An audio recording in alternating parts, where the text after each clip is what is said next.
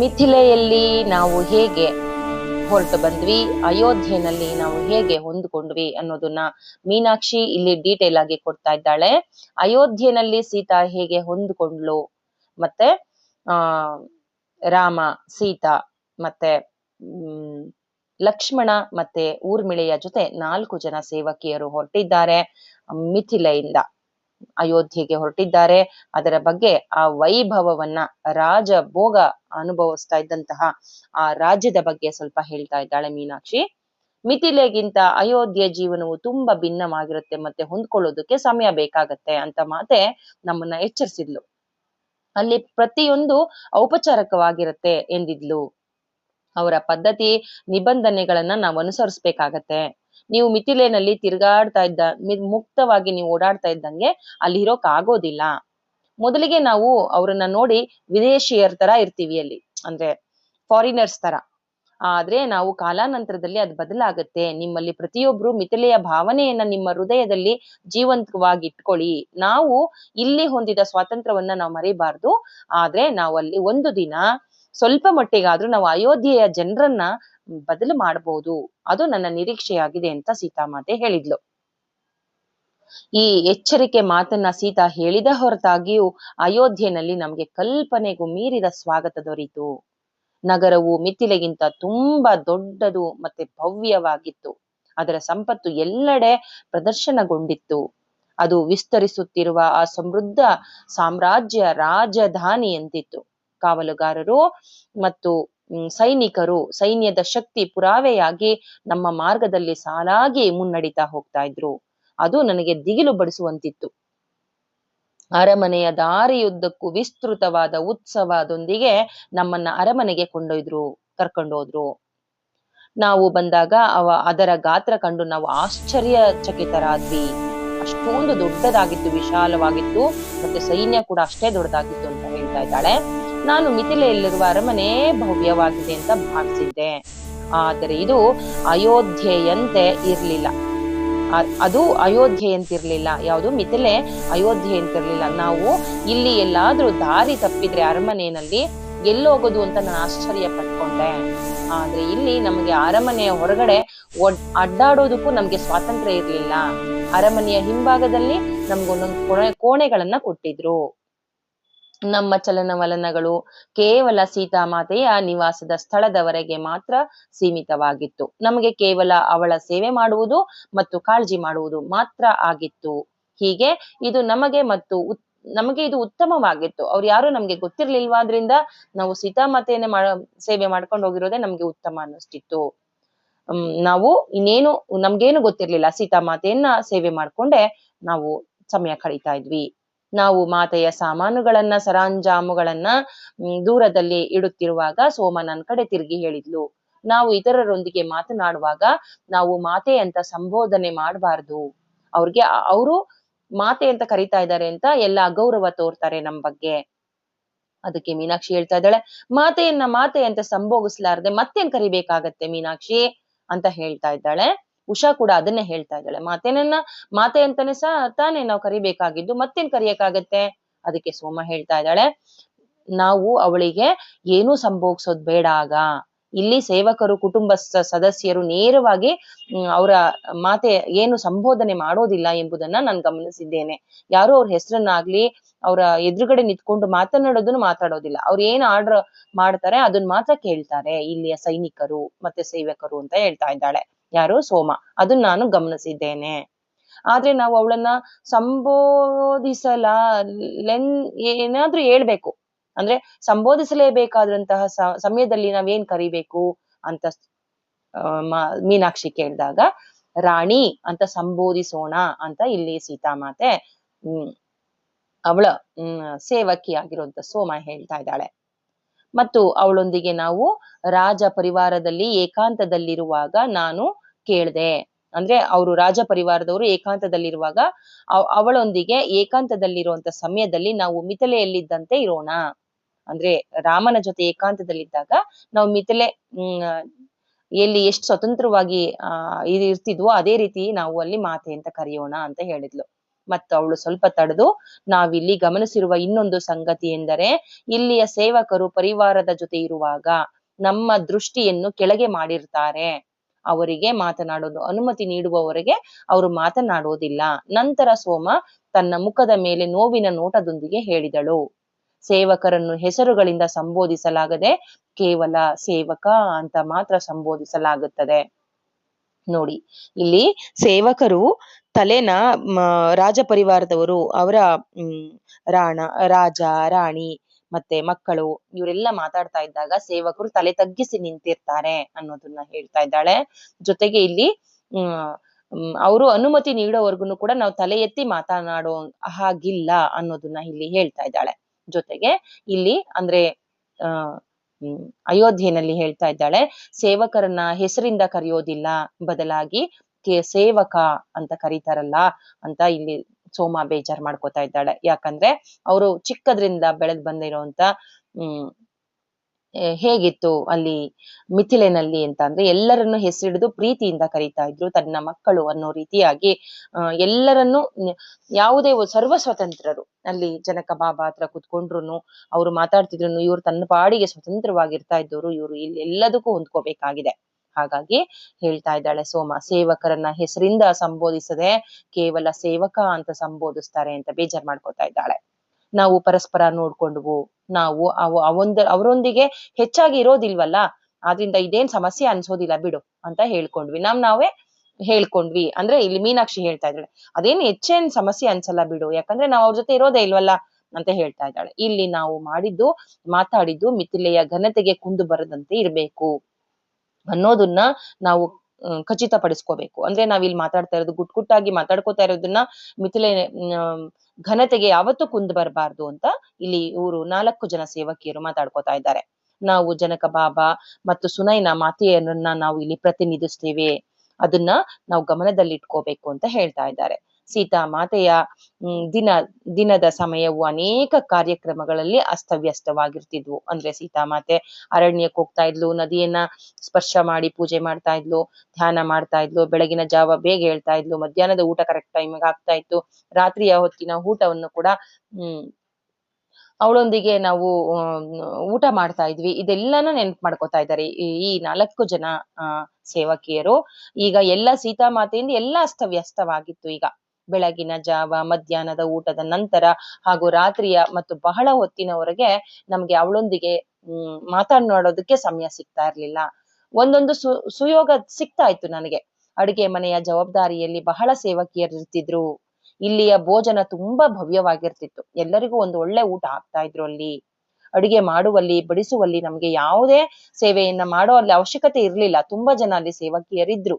ಮಿಥಿಲೆಯಲ್ಲಿ ನಾವು ಈ ಪ್ರತಿಯೊಂದು ಕಾರ್ಯವನ್ನ ನಿರ್ವಹಿಸಬೇಕಾಗಿತ್ತು. ಆದ್ರೆ ಇಲ್ಲಿ ಅಯೋಧ್ಯೆಯಲ್ಲಿ ಕೇವಲ ನಾವು ಸೀತಾಮಾತೆಯ ಮತ್ತು ಊರ್ಮಿಳೆಯ ವ್ಯಕ್ತಿಗತ ಅಗತ್ಯಗಳ ಕಾಳಜಿ ಮಾಡುವುದಕ್ಕಾಗಿ ಮಾತ್ರ ಸೀಮಿತಗೊಂಡಿದ್ವು. ನಾವು ಮಿಥಿಲೆಯ ಆತ್ಮೀಯತೆಯನ್ನ ಕಳ್ಕೊಂಡೆನು. ಜನಕ ಬಾಬಾ, ಸುನೈನಾ ಮಾತಾ ಮತ್ತು ಇವರ ಸೇವಕರೊಂದಿಗೆ ನಾನು ಬೆಳೆದಿದ್ದೆನು. ಇಲ್ಲಿ ಮೀನಾಕ್ಷಿ ಹೇಳ್ತಾ ಇದ್ದಾಳೆ, ಎಲ್ಲರ ಆತ್ಮೀಯತೆಯನ್ನ ಕಳ್ಕೊಂಡೆ, ಜನಕ ಬಾಬಾನ ಕಳ್ಕೊಂಡೆ, ಸುನೈನಾ ಮಾತೆ ನೊಂದ್ಕೋತಾ ಇದ್ದಾಳೆ. ಎಲ್ಲಾ ಸೇವಕರನ್ನ ಅವ್ರ ಹತ್ರ ನಾವು ಬೆಳೆದಿದ್ವು ಅನ್ನೋದನ್ನ ಇಲ್ಲಿ ಮೀನಾಕ್ಷಿ ಎಲ್ಲರನ್ನ ನಾವು ಕಳ್ಕೊಂಡ್ಬಿಟ್ವಿ ಅಂತ ಅನ್ಕೋತಾ ಇದ್ದಾಳೆ. ಅರಮನೆಯನ್ನ ತುಂಬಿರುತ್ತಿದ್ದಂತಹ ಮಾತೆಯ ಮಾತುಗಳು, ಕತೆಗಳು ಹಂಚಿಕೊಳ್ತಾ ಇರೋದು ಒಂದಿಲ್ಲ ಅಂದ ಒಂದು ಅವಳ ಕಾರ್ಯಗಳನ್ನ ನಾನು ಇಡೀ ದಿನ ಕಳ್ಕೊಳ್ತಾ ಇದ್ದೆ. ರಘುಕುಲದ ಅಂದ್ರೆ ಇಲ್ಲಿ ರಾಮನ ಕುಲದ ರಘುಕುಲದ ಅರಮನೆಯ ಅಧಿಕ ವಿಷಾದ ಪೂರ್ಣ ಸ್ಥಳವಾಗಿತ್ತು. ಅಲ್ಲಿ ಮಾತೆ ಈ ಹೊಸ ವಾತಾವರಣದಲ್ಲಿ ಹೇಗೆ ಹೊಂದ್ಕೋತಾ ಇರ್ಬೋದು ಅಂತ ನಾನು ಆಶ್ಚರ್ಯಚಕಿತಳಾದೆ. ಅಂದ್ರೆ ಅಲ್ಲಿ ಸರ್ವ ಸ್ವತಂತ್ರವಾಗಿ ಬೆಳೆದಂತಹ ಸೀತಾ ಇಲ್ಲಿ ಹೇಗೆ ಹೊಂದ್ಕೋತಾ ಇದ್ದಾಳೆ ಅನ್ನೋದು ನನಗೆ ಆಶ್ಚರ್ಯ ಆಯ್ತು. ಆದ್ರೆ ಇದನ್ನು ಕೇಳಬೇಕೆಂದ್ರೆ ನಮ್ಗೆ ಸ್ವಲ್ಪ ಅವಕಾಶವಿರ್ತಿತ್ತು, ಸ್ವಲ್ಪ ಅವಕಾಶ ಇರ್ತಿತ್ತು ಅವಳನ್ನ ಮಾತಾಡಿಸ್ಬೇಕು ಅಂದ್ರೆ. ನಾವು ಮಾತೆ ನೋಡಿದಾಗ ಅವಳು ದೀಪ್ತಿಮಾನಳಾಗಿ ಕಂಡು ಬರ್ತಾ ಇದ್ಲು. ಆಗಾಗ ಅವಳು ಕೆಲವು ಸಂದರ್ಭದಲ್ಲಿ ಶ್ರೀರಾಮ ಅವರೊಂದಿಗೆ ನೋಡಿದಾಗ ಅವರಿಬ್ಬರ ನಡುವೆ ಇರುವಂತಹ ಅರಳಿದ ಪ್ರೇಮ ನನಗೆ ಕಂಡು ಬರ್ತಾ ಇತ್ತು. ಅವರಿಬ್ರು ಪರಸ್ಪರ ಮಗ್ನರಾಗಿರ್ತಿದ್ರು. ಆದರೆ ಸೋಮ ಬೇರೇನೋ ನೋಡಿದಳು, ಸೀತಾಮಾತೆನಲ್ಲಿ ಬೇರೇನೋ ನೋಡಿದ್ದಾಳೆ ಅವಳು. ನಾನು ಒಂದು ದಿನ ಕೇಳಿದೆ, ಇಲ್ಲಿ ಸೀತಾಮಾತೆ ಸಂತೋಷದಿಂದ ಇದ್ದಾಳೆ, ಆದರೆ ಅಸಹಜವಾಗಿ ಕಂಡು ಬರ್ತಾ ಇದ್ದಾಳೆ. ಅಂದ್ರೆ ಇಲ್ಲಿ ಅಷ್ಟು ಸ್ವತಂತ್ರವಾಗಿಲ್ಲ ಅನ್ನೋದನ್ನ ಇಲ್ಲಿ ಸೋಮ ನೋಡಿದ್ದಾಳೆ ಅಂತ. ಸ್ವಲ್ಪ ಇಲ್ಲಿ ಬಹಳ ಸಂತೋಷ ಇದೆ, ಆದ್ರೆ ಅಸಹಜತೆ ಅನ್ನೋದು ಕೂಡಿದೆ.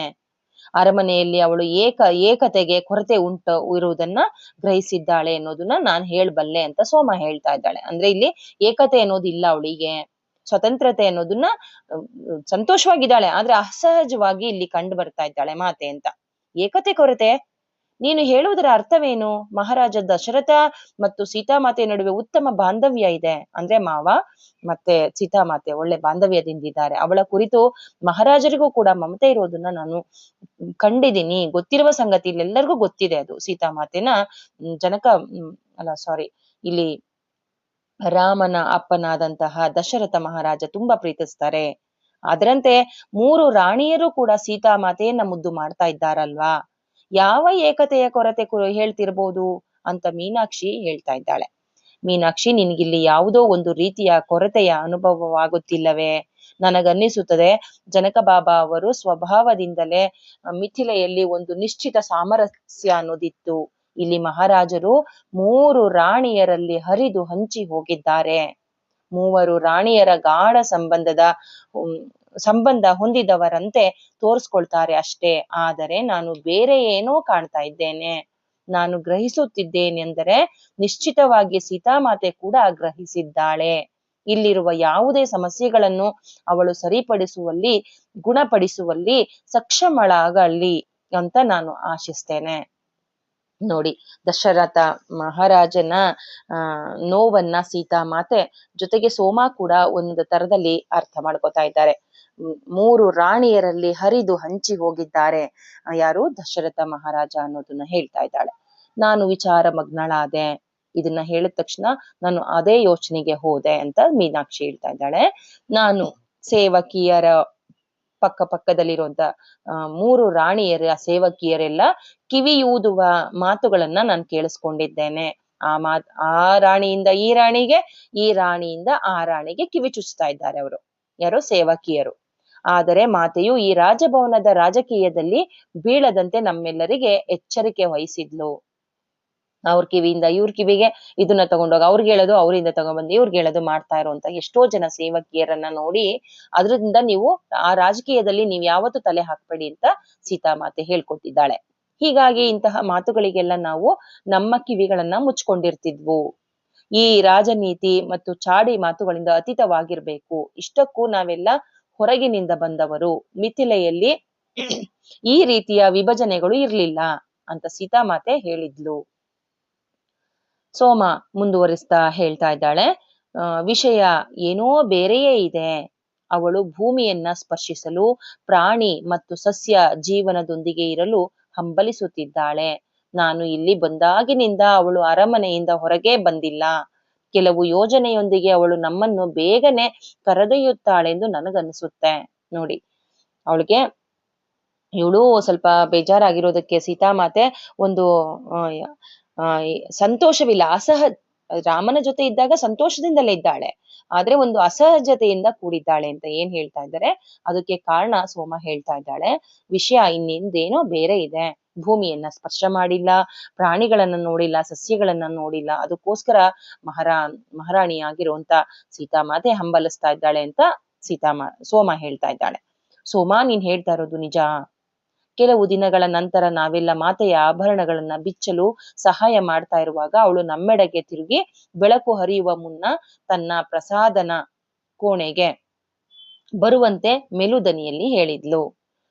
ನೋಡಿ, ಇಲ್ಲಿ ಕರೆದಿದ್ದಾಳೆ ಸೀತಾಮಾತೆ ಮೆಲುದನಿಯಲ್ಲಿ, ಎಲ್ಲರೂ ನನ್ನ ಕೋಣೆಗೆ ಬನ್ನಿ ಅಂತ ಕರೆದಿದ್ದಾಳೆ. ನಿಜ ಅಂತ ಹೇಳ್ತಾ ಇದ್ದಾಳೆ ಮೀನಾಕ್ಷಿ. ಹೌದು, ಅಸಹಜತೆ ಇರೋದು ಸೀತಾಮಾತೆ ಹೊರಗಡೆ ಸ್ವತಂತ್ರವಾಗಿ ಓಡಾಡಿಲ್ಲ, ಅದಕ್ಕೋಸ್ಕರ ಅಂತ. ನಾನು ಇಲ್ಲಿಯವರೆಗೆ ನದಿ ಭೇಟಿಯಾಗಿಲ್ಲ. ಇಲ್ಲಿ ಮೀನಾಕ್ಷಿ ಮತ್ತು 4 ಜನ ಸೇವಕಿಯರಿಗೆ ಹೇಳ್ತಾ ಇದ್ದಾಳೆ. ಯಾರು? ಸೀತಾ. ನಾನು ಇದುವರೆಗೂ ನದಿ ಭೇಟಿಯಾಗಿಲ್ಲ. ಯಾರಾದ್ರೂ ನಮ್ಮನ್ನು ತಡೆಯುವ ಮುನ್ನ ನಸುಕಿನ ವೇಳೆಯಲ್ಲಿ ಅವಳನ್ನ ನಾವು ಭೇಟಿಯಾಗೋದಕ್ಕೆ ಅರಮನೆಯಿಂದ ಯಾರಿಗೂ ಗೊತ್ತಾಗದಂತೆ ನಾವು ಹೊರಡೋಣ. ಪೂಜೆಗೆ ಬೇಕಾಗಿರುವಂತಹ ಅವಶ್ಯಕ ವಸ್ತುಗಳನ್ನೆಲ್ಲ ನೀವು ತೆಗೆದುಕೊಂಡು ಬನ್ನಿ ಅಂತ ಸೀತಾಮಾತೆ ಇವರೆಲ್ಲರಿಗೂ ಹೇಳ್ತಾ ಇದ್ದಾಳೆ. ರೋಹಣ, ಸೋಮ ಮತ್ತು ನಾನು ನಸುಕಿನ ವೇಳೆಯಲ್ಲಿ ಹಾಜರಾದೆವು. ಮಾತೆ ನಮ್ಮಂತೆಯೇ ಸಾಧಾರಣ ಉಡುಪನ್ನ ಧರಿಸಿದ್ಲು. ಸಿರಗಿನಿಂದ ಅವಳ ತಲೆ ಕೂದಲನ್ನ ಮುಖದ ಮುಖವನ್ನ ಮುಚ್ಕೊಂಡಿದ್ಲು ಸೆರಗಿನಿಂದ, ಮತ್ತು ಅವಳು ತಲೆ ಕೂದಲು ಎರಡನ್ನು ಸೇರಿಸಿ ತನ್ನ ಮುಖನ ಮುಚ್ಚಿಟ್ಕೊಂಡು, ಅವಳು ಯಾರೆಂದು ಯಾರಿಗೂ ಗುರುತು ಹಿಡಬಾರ್ದು ಅಂತ ನಾವೆಲ್ಲರೂ ಮುಚ್ಚಿಟ್ಕೊಂಡು ನದಿ ದೇವತೆಯನ್ನ ಪೂಜೆ ಮಾಡೋದಕ್ಕೆ ತಟ್ಟೆಯಲ್ಲಿ ಹೂವು, ದೀಪ ಎಲ್ಲವನ್ನ ಇಟ್ಕೊಂಡು ನಾವು ಹೊರಟ್ವಿ. ಮತ್ತೆ ಊರ್ಮಿಳೆ ಉಷಾ ಅಲ್ಲೇ ಇದ್ಲು. ಮತ್ತೆ ಉಷಂಗೆ ಹೇಳ್ತಾ ಇದ್ದಾಳೆ ಸೀತಾಮಾತೆ, ನೀನು ಉಷಾಳ ಊರ್ಮಿಳೆಯ ಕಾಳಜಿ ಮಾಡು ಅಂತ ಹೇಳ್ಬಿಟ್ಟು ನಾವೆಲ್ಲರೂ ಹೋದ್ವಿ 3 ಜನ. ಉಷಾಳ ಒಬ್ಳನ್ ಬಿಟ್ರು, ರೋಹಣ ಮತ್ತೆ ಸೋಮ ಮತ್ತೆ ಸೀತಾ ಮತ್ತೆ ಮೀನಾಕ್ಷಿ 4 ಜನರು ಹೊರಟಿದ್ದಾರೆ. ನಾವು ಹಿಂಬಾಗಿಲಿಂದ ಹೋಗೋಣ, ಅಲ್ಲಿ ರಕ್ಷಕರು ಕಡಿಮೆ ಇರ್ತಾರೆ ಅಂತ ಸೀತಾಮಾತೆ ಹೇಳಿದ್ಲು. ನಾವು ಮೆಟ್ಟಿಲನ್ನು ಇಳಿಯುತ್ತಿದ್ದಂತೆ ಇಬ್ಬರು ರಕ್ಷಕರಿಂದ ತಡೆಯಲ್ಪಟ್ವು. ರಾಜಕುಮಾರಿ ಸೀತೆ ನದಿ ಪೂಜೆಯನ್ನ ಮಾಡಬೇಕೆಂದು ನಮಗೆ ಹೇಳಿದ್ದಾರೆ, ನಾವು ಬಹಳ ತಡ ಮಾಡೋದಿಲ್ಲ ಅಂತ ಸೋಮ ಸೇವಕರಲ್ಲಿ ಹೇಳ್ತಾ ಇದ್ದಾಳೆ, ಬೇಗ ಬರ್ತೀವಿ ಅಂತ. ಅವರು ಮಿಥಿಲೆಯ ಸೇವಕಿಯರಾಗಿದ್ದಾರೆ, ಅವರನ್ನು ನೀನು ಹೋಗಲು ಬಿಡು ಅಂತ ಇನ್ನೊಬ್ಬ ರಕ್ಷಕನು ಮತ್ತೊಬ್ಬ ರಕ್ಷಕನಿಗೆ ಹೇಳಿದ. ಅರಮನೆಯಿಂದ ಹೊರಗೆ ಬರುತ್ತಿದ್ದಂತೆ ನಾವೆಲ್ಲ ನಿರಾಳತೆಯಿಂದ ನಿಟ್ಟುಸಿರು ಬಿಟ್ವು. ಏಕಾಂತ ಸ್ಥಳವೊಂದನ್ನು ಕಂಡುಕೊಳ್ಳುವವರೆಗೆ ನದಿ ದಂಡೆಯಲ್ಲಿ ನಡೆದು ಹೋದವು. ಅಲ್ಲಿ ನಾವು ಮತ್ತು ದೀಪಗಳೊಂದಿಗೆ ನದಿ ದೇವತೆಯನ್ನ ಪೂಜಿಸುತ್ತಿರುವಾಗ ಮಾತೆಯು ಮಂತ್ರೋಚ್ಚಾರಣೆಯನ್ನ ಮಾಡಿದ್ಲು. ಬೆಳಗಿನ ಪ್ರಥಮ ಕಿರಣವು ತಲುಪುವಾಗ ಮಾತೆಯು ನೀರಿನಲ್ಲಿಳಿದು ನದಿ ದೇವತೆಯೊಂದಿಗೆ ಶಾಂತವಾಗಿ ಮಾತನಾಡಿದಳು. ನಗುತ್ತಾ ನೀರನ್ನು ಎರಚುತ್ತಾ ನಮ್ಮೆಲ್ಲರನ್ನ ಕರೆದ್ಲು. ಬನ್ನಿ, ನದಿ ದೇವತೆ ನಿಮ್ಮೊಂದಿಗೆ ಆಟವಾಡಲು ಬಯಸುತ್ತಿದ್ದಾಳೆ ಅಂತ ಕರೆದ್ಲು. ಇವಳು ಗಂಗಾಮಾತೆಯ ಕಿರಿಯ ಸಹೋದರಿ, ತುಂಬಾ ವಿನೋದ ಪ್ರವೃತ್ತಿಯವಳಾಗಿದ್ದಾಳೆ. ನೋಡಿ, ಗಂಗಾಮಾತೆಯ ಚಿಕ್ಕ ತಂಗಿ ಆಗಿರುವಂತವಳು ಈ ನದಿ ಮಾತೆ ಯಾರು ಅಂತ ಹೇಳಿಲ್ಲ. ಸರಯೂ ನದಿ ಅನ್ಸುತ್ತೆ, ಮುಂದೆ ಬರುತ್ತೆ ಸರಯೂ ನದಿ ಬಗ್ಗೆ. ಗಂಗಾ ಮಾತೆಯ ಕಿರಿಯ ಸಹೋದರಿ ಆಗಿದ್ದಾಳೆ ರೋಹಣ ಮತ್ತು ಸೋಮ. ಇಬ್ರು ನಿಧಾನವಾಗಿ ನದಿಯಲ್ಲಿ ಪ್ರವೇಶ ಮಾಡಿದ್ರು. ನಾನ್ ಮಾತ್ರ, ಮೀನಾಕ್ಷಿ ಹೇಳ್ತಾ ಇದ್ದಾಳೆ, ನದಿಗೆ ಇಳಿಯೋದಕ್ಕೆ ಭಯ. ಹಾಗಾಗಿ ನಾನು ನದಿಯಲ್ಲಿ ಮುಳುಗಿದಾಗಿನ ಸಮಯದಿಂದ ನದಿಯಿಂದ ಅಂತರವನ್ನ ಕಾಯ್ದುಕೊಂಡಿದ್ದೆ. ನನಗೆ ನನ್ನ ಅದೃಷ್ಟವನ್ನ ಮತ್ತೆ ಪರೀಕ್ಷೆ ಮಾಡೋದು ನನ್ಗೆ ಬೇಕಾಗಿರ್ಲಿಲ್ಲ. ಹಾಗಾಗಿ ಸೋಮ ನದಿಯಲ್ಲಿ ಮುಳುಗಿ ಹೇಳುತ್ತಾ ನಗುತ್ತಾ ಸಂತೋಷದಿಂದ ಮಾತೆಗೆ ಹೇಳಿದ್ಲು, ಮುಕ್ತ ವಾತಾವರಣದಲ್ಲಿರುವುದು ಎಷ್ಟು ಅದ್ಭುತವಾಗಿದೆ ಅಲ್ವಾ ಮಾತೆ, ಈ ಮುಕ್ತ ಸಮಯವು ನನಗೆ ಬೇಕಾಗಿತ್ತು ಎಂದು ನೋಡಿ ಇಲ್ಲಿ ಹೇಳ್ತಾ ಇದ್ದಾರೆ. ಸರಯೂ ದೇವಿ ನನ್ನನ್ನ ತಿಳಿದಿದ್ಲು. ನೋಡಿ, ಮುಕ್ತ ಸಮಯ ನಿನಗೆ ಬೇಕಾಗಿತ್ತು ಅನ್ನೋದನ್ನ ಸರಯೂ ಮಾತೆ ದೇವಿ ಸರಯೂ ನದಿ ತಿಳ್ಕೊಂಡು ನನ್ನನ್ನ ಇಲ್ಲಿಗೆ ಕರೆದ್ಲು. ಬಾ, ನೀನು ಇಲ್ಲಿಗೆ ಬಾ ಮಾತಾಡೋದಕ್ಕೆ, ನಿಂಗೆ ಸ್ವತಂತ್ರತೆ ಬೇಕು ಅಂತ ಸೀತಾ ಮಾತೆಯನ್ನ ಧ್ಯಾನದಲ್ಲಿ ಸರಯೂ ನದಿ ಕರೆದಿದ್ದಾಳೆ. ಅದಕ್ಕೆ ಮಾತಾ ಅವಳು ನಿನ್ನನ್ನು ಕರೆದಾಳೆ. ಸೋಮ ಕೇಳ್ತಾ ಇದ್ದಾಳೆ ಆಶ್ಚರ್ಯದಿಂದ, ಇವಳು ನಿನ್ನನ್ನು ಕರೆದ್ಲಾ, ಸರಯೂ ದೇವಿ ನಿನ್ನನ್ನು ಕರೆದ್ಲಾ ಬಾ ಅಂತ ಹೇಳ್ತಾ ಇದ್ದಾಳೆ. ಅದಕ್ಕೆ ಸೀತಾಮಾತೆ, ಹೌದು, ಬಹಳ ರಾತ್ರಿಗಳಿಂದ ನಾನು ಅವಳ ಕರೆಗಳನ್ನ ಕೇಳಿಸ್ಕೊಳ್ತಾ ಇದ್ದೇನೆ. ಸ್ವಲ್ಪ ಯೋಚಿಸು, ನಾನಿಲ್ಲಿ ಬಂದು ತಿಂಗಳುಗಳು ಕಳೆದ್ವು, ಆದ್ರೂ ನಾನು ಅವಳನ್ನ ಸರಿಯಾಗಿ ಭೇಟಿಯಾಗಲು ಬರ್ಲಿಲ್ಲ. ಆದರೆ ನಿನ್ನೆ ರಾತ್ರಿ ನನಗೆ ಆ ಯೋಚನೆ ಹೊಳೆಯುವವರೆಗೂ ಅರಮನೆಯಿಂದ ಹೇಗೆ ಹೊರ ಬೀಳಬಹುದೆಂದು ನನಗೆ ಅರ್ಥವಾಗ್ಲಿಲ್ಲ. ನಾವು ನದಿಯಲ್ಲಿ ಬಹಳ ಹೊತ್ತು ನಿಲ್ಲಿಲ್ಲ, ಅಂದ್ರೆ ಅಲ್ಲಿ ಹೋಗ್ಬೇಕು ಬೇಗ ಅನ್ನೋದಕ್ಕೋಸ್ಕರ ಅಲ್ಲಿ ಬಹಳ ಹೊತ್ತು ನಿಲ್ಲಿಲ್ಲ. ಸ್ನಾನ ಮಾಡ್ಕೊಂಡು ಎಲ್ಲರೂ ಹೊರಡ್ತಾ ಇದ್ದಾರೆ. ಸೀತಾಮಾತೆ ಸರಯೂ ದೇವಿ ಜೊತೆ ಮಾತಾಡ್ಕೊಂಡು ಬರ್ತಾ ಇದ್ದಾರೆ. ಮಿಥಿಲೆಯಲ್ಲಿ ನಾವು ಕಂಡುಕೊಂಡಿರುವ ಸ್ವಾತಂತ್ರ್ಯ ಮತ್ತು ಸಂತೋಷದ ಅನುಭೂತಿಯನ್ನು ಪುನಃ ನಾವು ಹೊಂದ ಬಂದಿದ್ದೆವು. ಅಲ್ಲಿ ಏನು ನಾವು ಪೂಜೆ ಮಾಡ್ತಾ ಇದ್ವು, ನದಿಯಲ್ಲಿ ಸ್ನಾನ ಮಾಡ್ತಿದ್ವಿ, ಅದೆಲ್ಲ ಸಂತೋಷದ ಕ್ಷಣವನ್ನ ನಾವಿಲ್ಲಿ ಅನುಭವಿಸೋದಕ್ಕೆ ನಾವು ಬಂದಿದ್ವು. ಅರಮನೆ ಮತ್ತೆ ಹೋದ್ವಿ. ನಾವಲ್ಲಿ ಶ್ರೀರಾಮ್ ಮತ್ತು ಮಾತೆ ಪ್ರಸಾದನ ಕೋಣೆಯಲ್ಲಿ ನಮಗಾಗಿ ದಾರಿ ಕಾಯ್ತಾ ಕುಳಿತಿದ್ರು. ಇನ್ನು ಎಲ್ಲಿಗೆ ಹೋಗಿದ್ದಾರೆ ಅಂತ ದಾರಿ ಕಾಯ್ತಾ ಇದ್ರು. ಮುಖದ ಮೇಲೆ ಸುಂದರವಾದ ಮುಗುಳ್ನಗೆಯನ್ನ ಬೀರ್ತಾ ರಾಮ ಹೇಳ್ತಾ ಇದ್ದಾರೆ, ನದಿಯ ಕುರಿತು ನಿನ್ನ ಹೆಬ್ಬಯಕ್ಕೆ ನನಗೆ ತಿಳಿದಿತ್ತು. ನಾನೇ ನಿನ್ನನ್ನು ಅಲ್ಲಿಗೆ ಕರ್ಕೊಂಡು ಹೋಗ್ಬೋದಾಗಿತ್ತು. ನಿನಗೆ ಈ ರೀತಿಯ ಔಪಚಾರಿಕ ಬಂಧನದ ಅಭ್ಯಾಸವಿಲ್ಲ ಸೀತಾ ಎಂಬುದು ನನಗೆ ಗೊತ್ತಿದೆ. ನಾನು ಶೀಘ್ರವೇ ಅರಣ್ಯಕ್ಕೆ ಹೋಗೋಣ. ನೀನು ಬಂಧನದಲ್ಲಿ ಬಂತಾಗಿಂದನೂ ಇಲ್ಲೇ ಇದೆಯಾ, ಹಾಗಾಗಿ ಈ ಬಂಧನ ನಿನಗೆ ಅಭ್ಯಾಸ ಇಲ್ಲ. ನಾವು ಅರಣ್ಯದಲ್ಲಿ ಹೋಗಿ ಸುತ್ತಾಡ್ಕೊಂಡು ಬರೋಣ ಅಂತ ರಾಮ ಹೇಳ್ತಾ ಇದ್ದಾರೆ. ನಾವೇನ್ ಮಾಡ್ತೀವಿ, ಮದುವೆ ಆದ ತಕ್ಷಣ ಫಾರಿನ್ ಟ್ರಿಪ್ ಹೋಗ್ಬೇಕು, ಹೀಗೆಲ್ಲ ಯೋಚನೆ ಮಾಡಿದ್ರೆ ರಾಮ ಸೀತಾ ಅರಣ್ಯಕ್ಕೆ ಹೋಗಿ ಅಲ್ಲಿಯ ಸೌಂದರ್ಯವನ್ನ ಸವಿಯೋದಕ್ಕೆ, ಅಲ್ಲಿಯ ಎನರ್ಜಿಯನ್ನ, ಪ್ರಕೃತಿಯ ಎನರ್ಜಿಯನ್ನ ತೆಗೆದುಕೊಳ್ಳೋದಕ್ಕೆ ಹೋಗೋಣ ಅಂತ ಇದ್ದಾರೆ ರಾಮರು. ಮಾತೆಯು ತನ್ನ ವೇಷಭೂಷಣಕ್ಕಾಗಿ ತಮ್ಮ ಸಹಾಯ ಅಗತ್ಯವಿಲ್ಲ ಅನ್ನೋ ಸಂಕೇತವನ್ನ ನೀಡಿದ್ಲು. ಅಂದ್ರೆ ಸೇವಕಿಯರ ರೀತಿಯಾಗಿ ತುಂಬಾ ಸಾಧಾರಣ ಬಟ್ಟೆಯನ್ನ ಹಾಕೊಂಡಿರುವಂತ ಸೀತಾಮಾತೆ ಅವನ್ನೆಲ್ಲ ತಾನೇ ಬಿಚ್ಚಿಟ್ಕೊತಾ ಇದ್ದಾಳೆ. ಅವರ ಏಕಾಂತದಲ್ಲಿ ಅನುಕೂಲವಾಗುವಂತೆ ನಾವು ಅಲ್ಲಿಂದ ಹೊರಟು ಬಂದ್ವು. ಕೆಲವು ದಿನಗಳ ನಂತರ ಸೀತಾಮಾತೆ ಮತ್ತು ಶ್ರೀರಾಮ್ ಅವರೊಂದಿಗೆ ಸೋಮ ಜೊತೆಯಾಗಿ ಅರಣ್ಯಕ್ಕೆ ಹೋದಳು. ಅಲ್ಲಿಂದ ಮರಳಿ ಬಂದಾಗ ಸೀತಾಮಾತೆ ರಥದಿಂದಿಳಿದು ಪಾದರಕ್ಷೆಗಳಿಲ್ಲದೆ ಅರಣ್ಯದಲ್ಲಿ ಹೇಗೆ ಅಲೆದಾಡಿದ್ಲು ಅನ್ನೋದನ್ನ ಎಂಬುದನ್ನೆಲ್ಲವನ್ನ ನಮ್ಗೆ ಸೋಮ ಹೇಳಿದ್ಲು. ಇದು ರಥದಿಂದ ಹೋಗಬೇಕಾದುದಲ್ಲ, ನಾವು ಭೂಮಿಯ ಅನುಭೂತಿಯನ್ನ ಹೊಂದುವುದು ಬಹಳ ಅಗತ್ಯವಾಗಿದೆ ಅಂತ ಮಾತಾ ಹೇಳಿದ್ಲು. ಅವರಿಗಾಗಿ ಸೋಮ ರಥದ ಹತ್ತಿರವಿದ್ದು ದಾರಿ ಕಾಯ್ತಿದ್ಲು.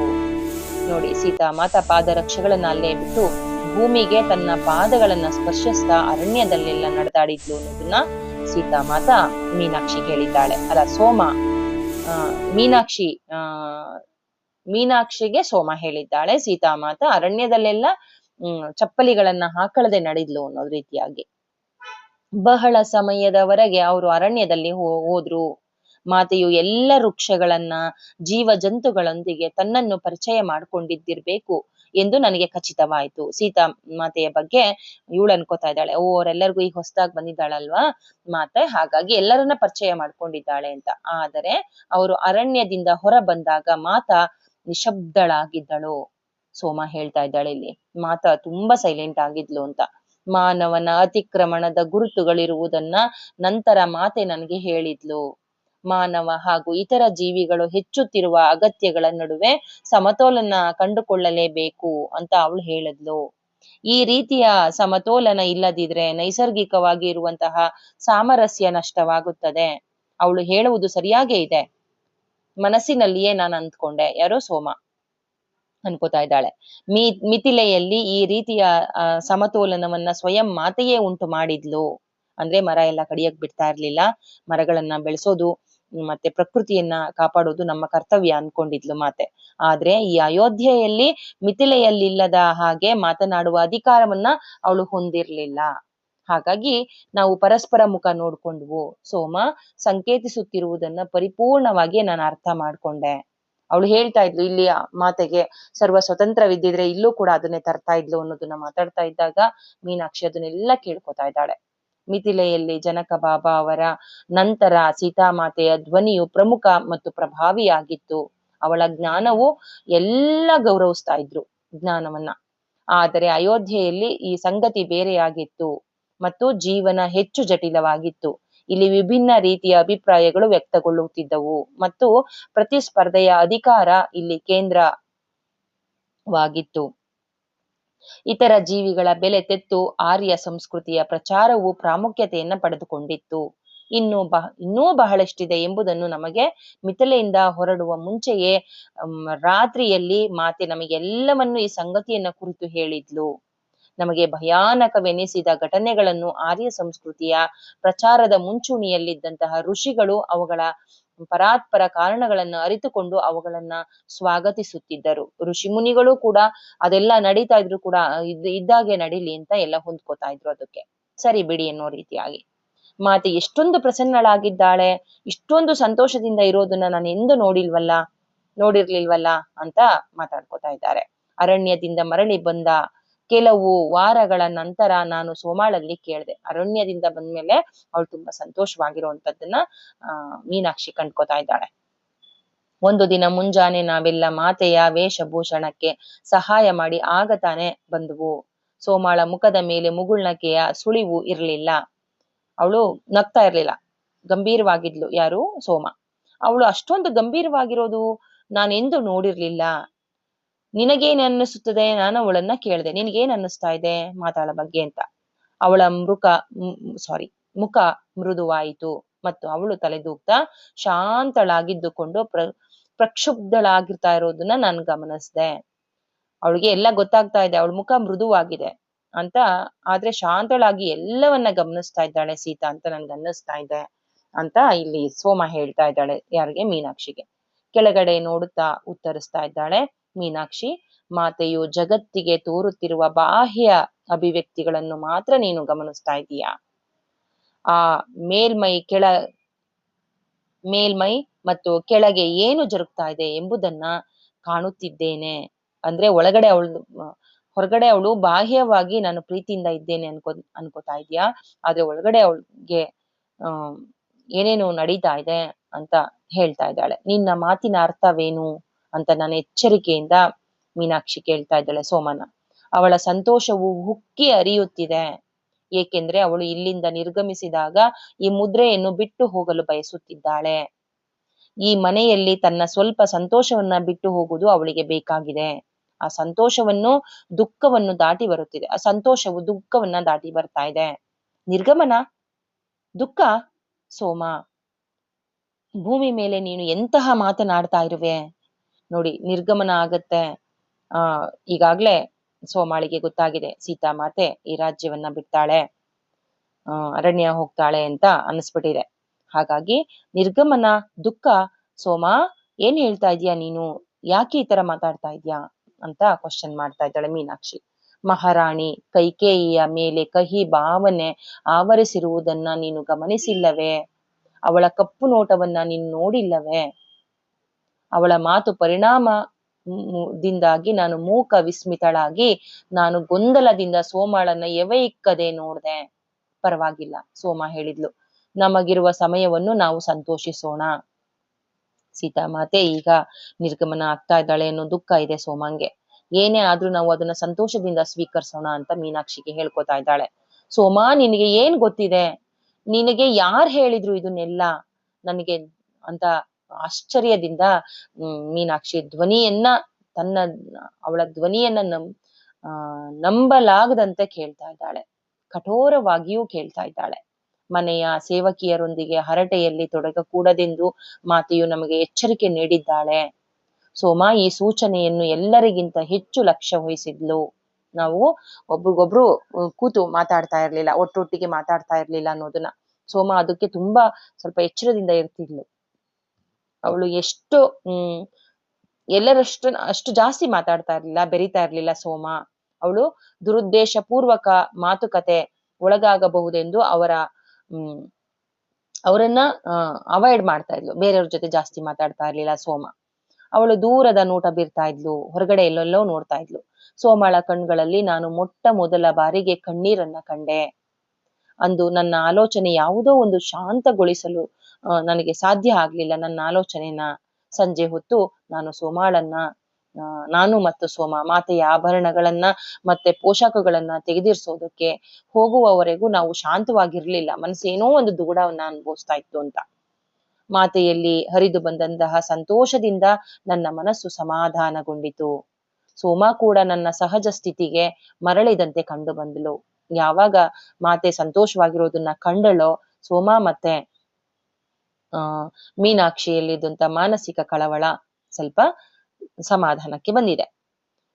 ಅಷ್ಟು ರಾತ್ರಿ ನನ್ನ ಪುಟ್ಟ ಕೋಣೆಯಲ್ಲಿ ಸೋಮಾಳಿಗೆ ವಿಶೇಷ ಅಂತರ್ದೃಷ್ಟಿ ಇದ್ದರೂ ನಾನು ಮಾತೆಯೊಂದಿಗೆ ನಮ್ಮಲ್ಲಿ ಯಾರೊಂದಿಗೂ ಹೋಲಿಸಲಾಗದಂತಹ ಆಂತರಿಕ ಸಂಪರ್ಕವನ್ನ ಹೊಂದಿದವಳಾಗಿದ್ದರೂ ಸೋಮ ಈ ಸಲ ತಪ್ಪಿದಳು ಅಂತ ನಾನು ತರ್ಕ ಮಾಡಿದೆ. ನೋಡು, ನೀನ್ ಮಾತೆಯನ್ನೆಲ್ಲನೂ ಗಮನಿಸ್ತೀಯ, ಆದ್ರೆ ನೀನ್ ಈ ಸಲ ತಪ್ಪದೆ ಅಂತ ಅನ್ಕೋತಾ ಇದ್ದಾಳೆ. ಅದು ಖಂಡಿತ ತಪ್ಪಿಲ್ಲ.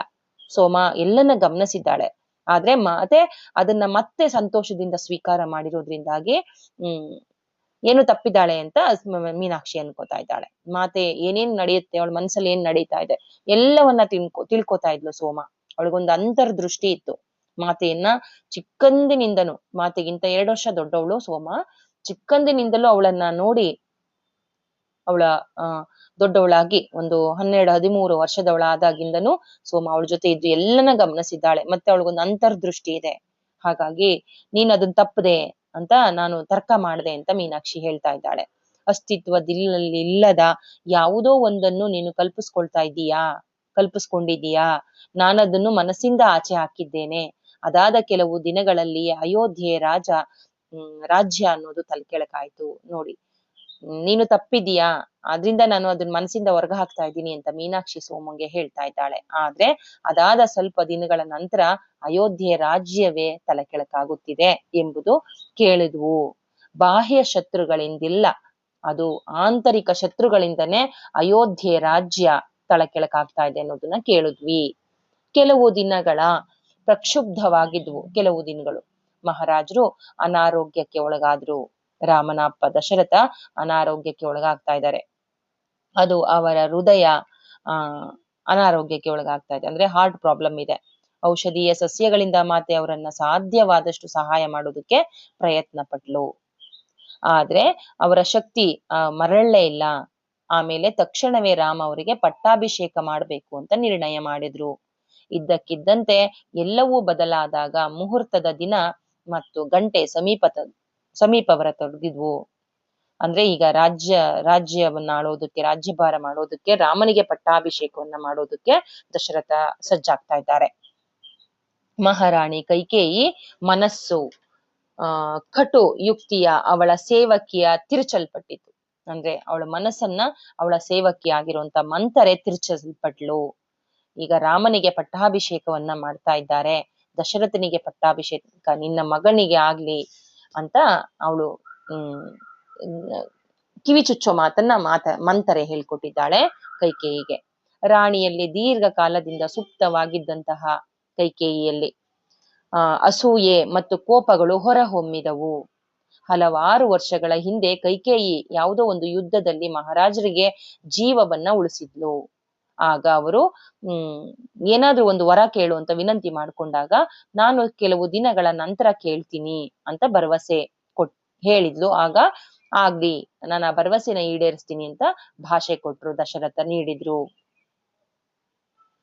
ಬಹಳ ಹಿಂದೆ ಮಾತನಾಡಿದಂತಹ ಬದ್ಧತೆಯನ್ನ ಈಗ ಪೂರೈಸಿ ಗೌರವಿಸಲು ಅವಳು ಕೇಳ್ಕೊಂಡ್ಲು. ಅವಳ ಇಚ್ಛೆಗಳನ್ನು ಸುಲಭವಾಗಿ ಪೂರೈಸಿ ಬಿಡಬಹುದೆಂದು ಭಾವಿಸಿದ ಅವಳು 2 ವರವನ್ನ ಅಥವಾ ಇಚ್ಛೆಗಳನ್ನ ಕೇಳಿದ್ಲು. ಯಾವುವು ಅಂತ ಕೇಳಿದ್ರೆ, ಹಿರಿಯನಾದ ರಾಮನ ಬದಲಾಗಿ ನನ್ನ ಮಗ ಭರತನಿಗೆ ಪಟ್ಟಾಭಿಷೇಕ ಮಾಡಬೇಕು, ರಾಮನನ್ನು 14 ವರ್ಷಗಳವರೆಗೆ ವನವಾಸಕ್ಕೆ ಕಳಿಸಬೇಕು ಎಂದು ಅವಳು ವಿನಂತಿಸಿಕೊಂಡ್ಲು. ಈ ಘಟನೆಯ ತಿರುವುಗಳನ್ನು ಸೇವಕರಾದ ನಾವು ಕೇಳಿದ್ದೇವೆ. ಆದರೆ ಮಾತೆಯು ನಮ್ಮನ್ನು ತನ್ನ ಹತ್ತಿರ ಕರೆಯುವವರೆಗೆ ಎಂದು ಅದು ಸಂಗ್ರಹಿಸಲ್ಪಡ ಬಲ್ಲಸದ ಅಷ್ಟೇ ಇರುತ್ತದೆ ಎಂಬುದನ್ನ ಅವಳು ಅರ್ಥ ಮಾಡಿಕೊಂಡಿದ್ಲು. ಅವಳು ಅವರೊಂದಿಗೆ ನಿರ್ಗಮಿಸುತ್ತಿದ್ಲು. ಅವಳು ನಮ್ಮೆದುರಿಗೆ ನಿಂತು ಹೇಳಿದ್ಲು, ರಾಮ ವನವಾಸಕ್ಕೆ ಹೋಗಲು ಒಪ್ಪಿಕೊಂಡಿದ್ದಾರೆ.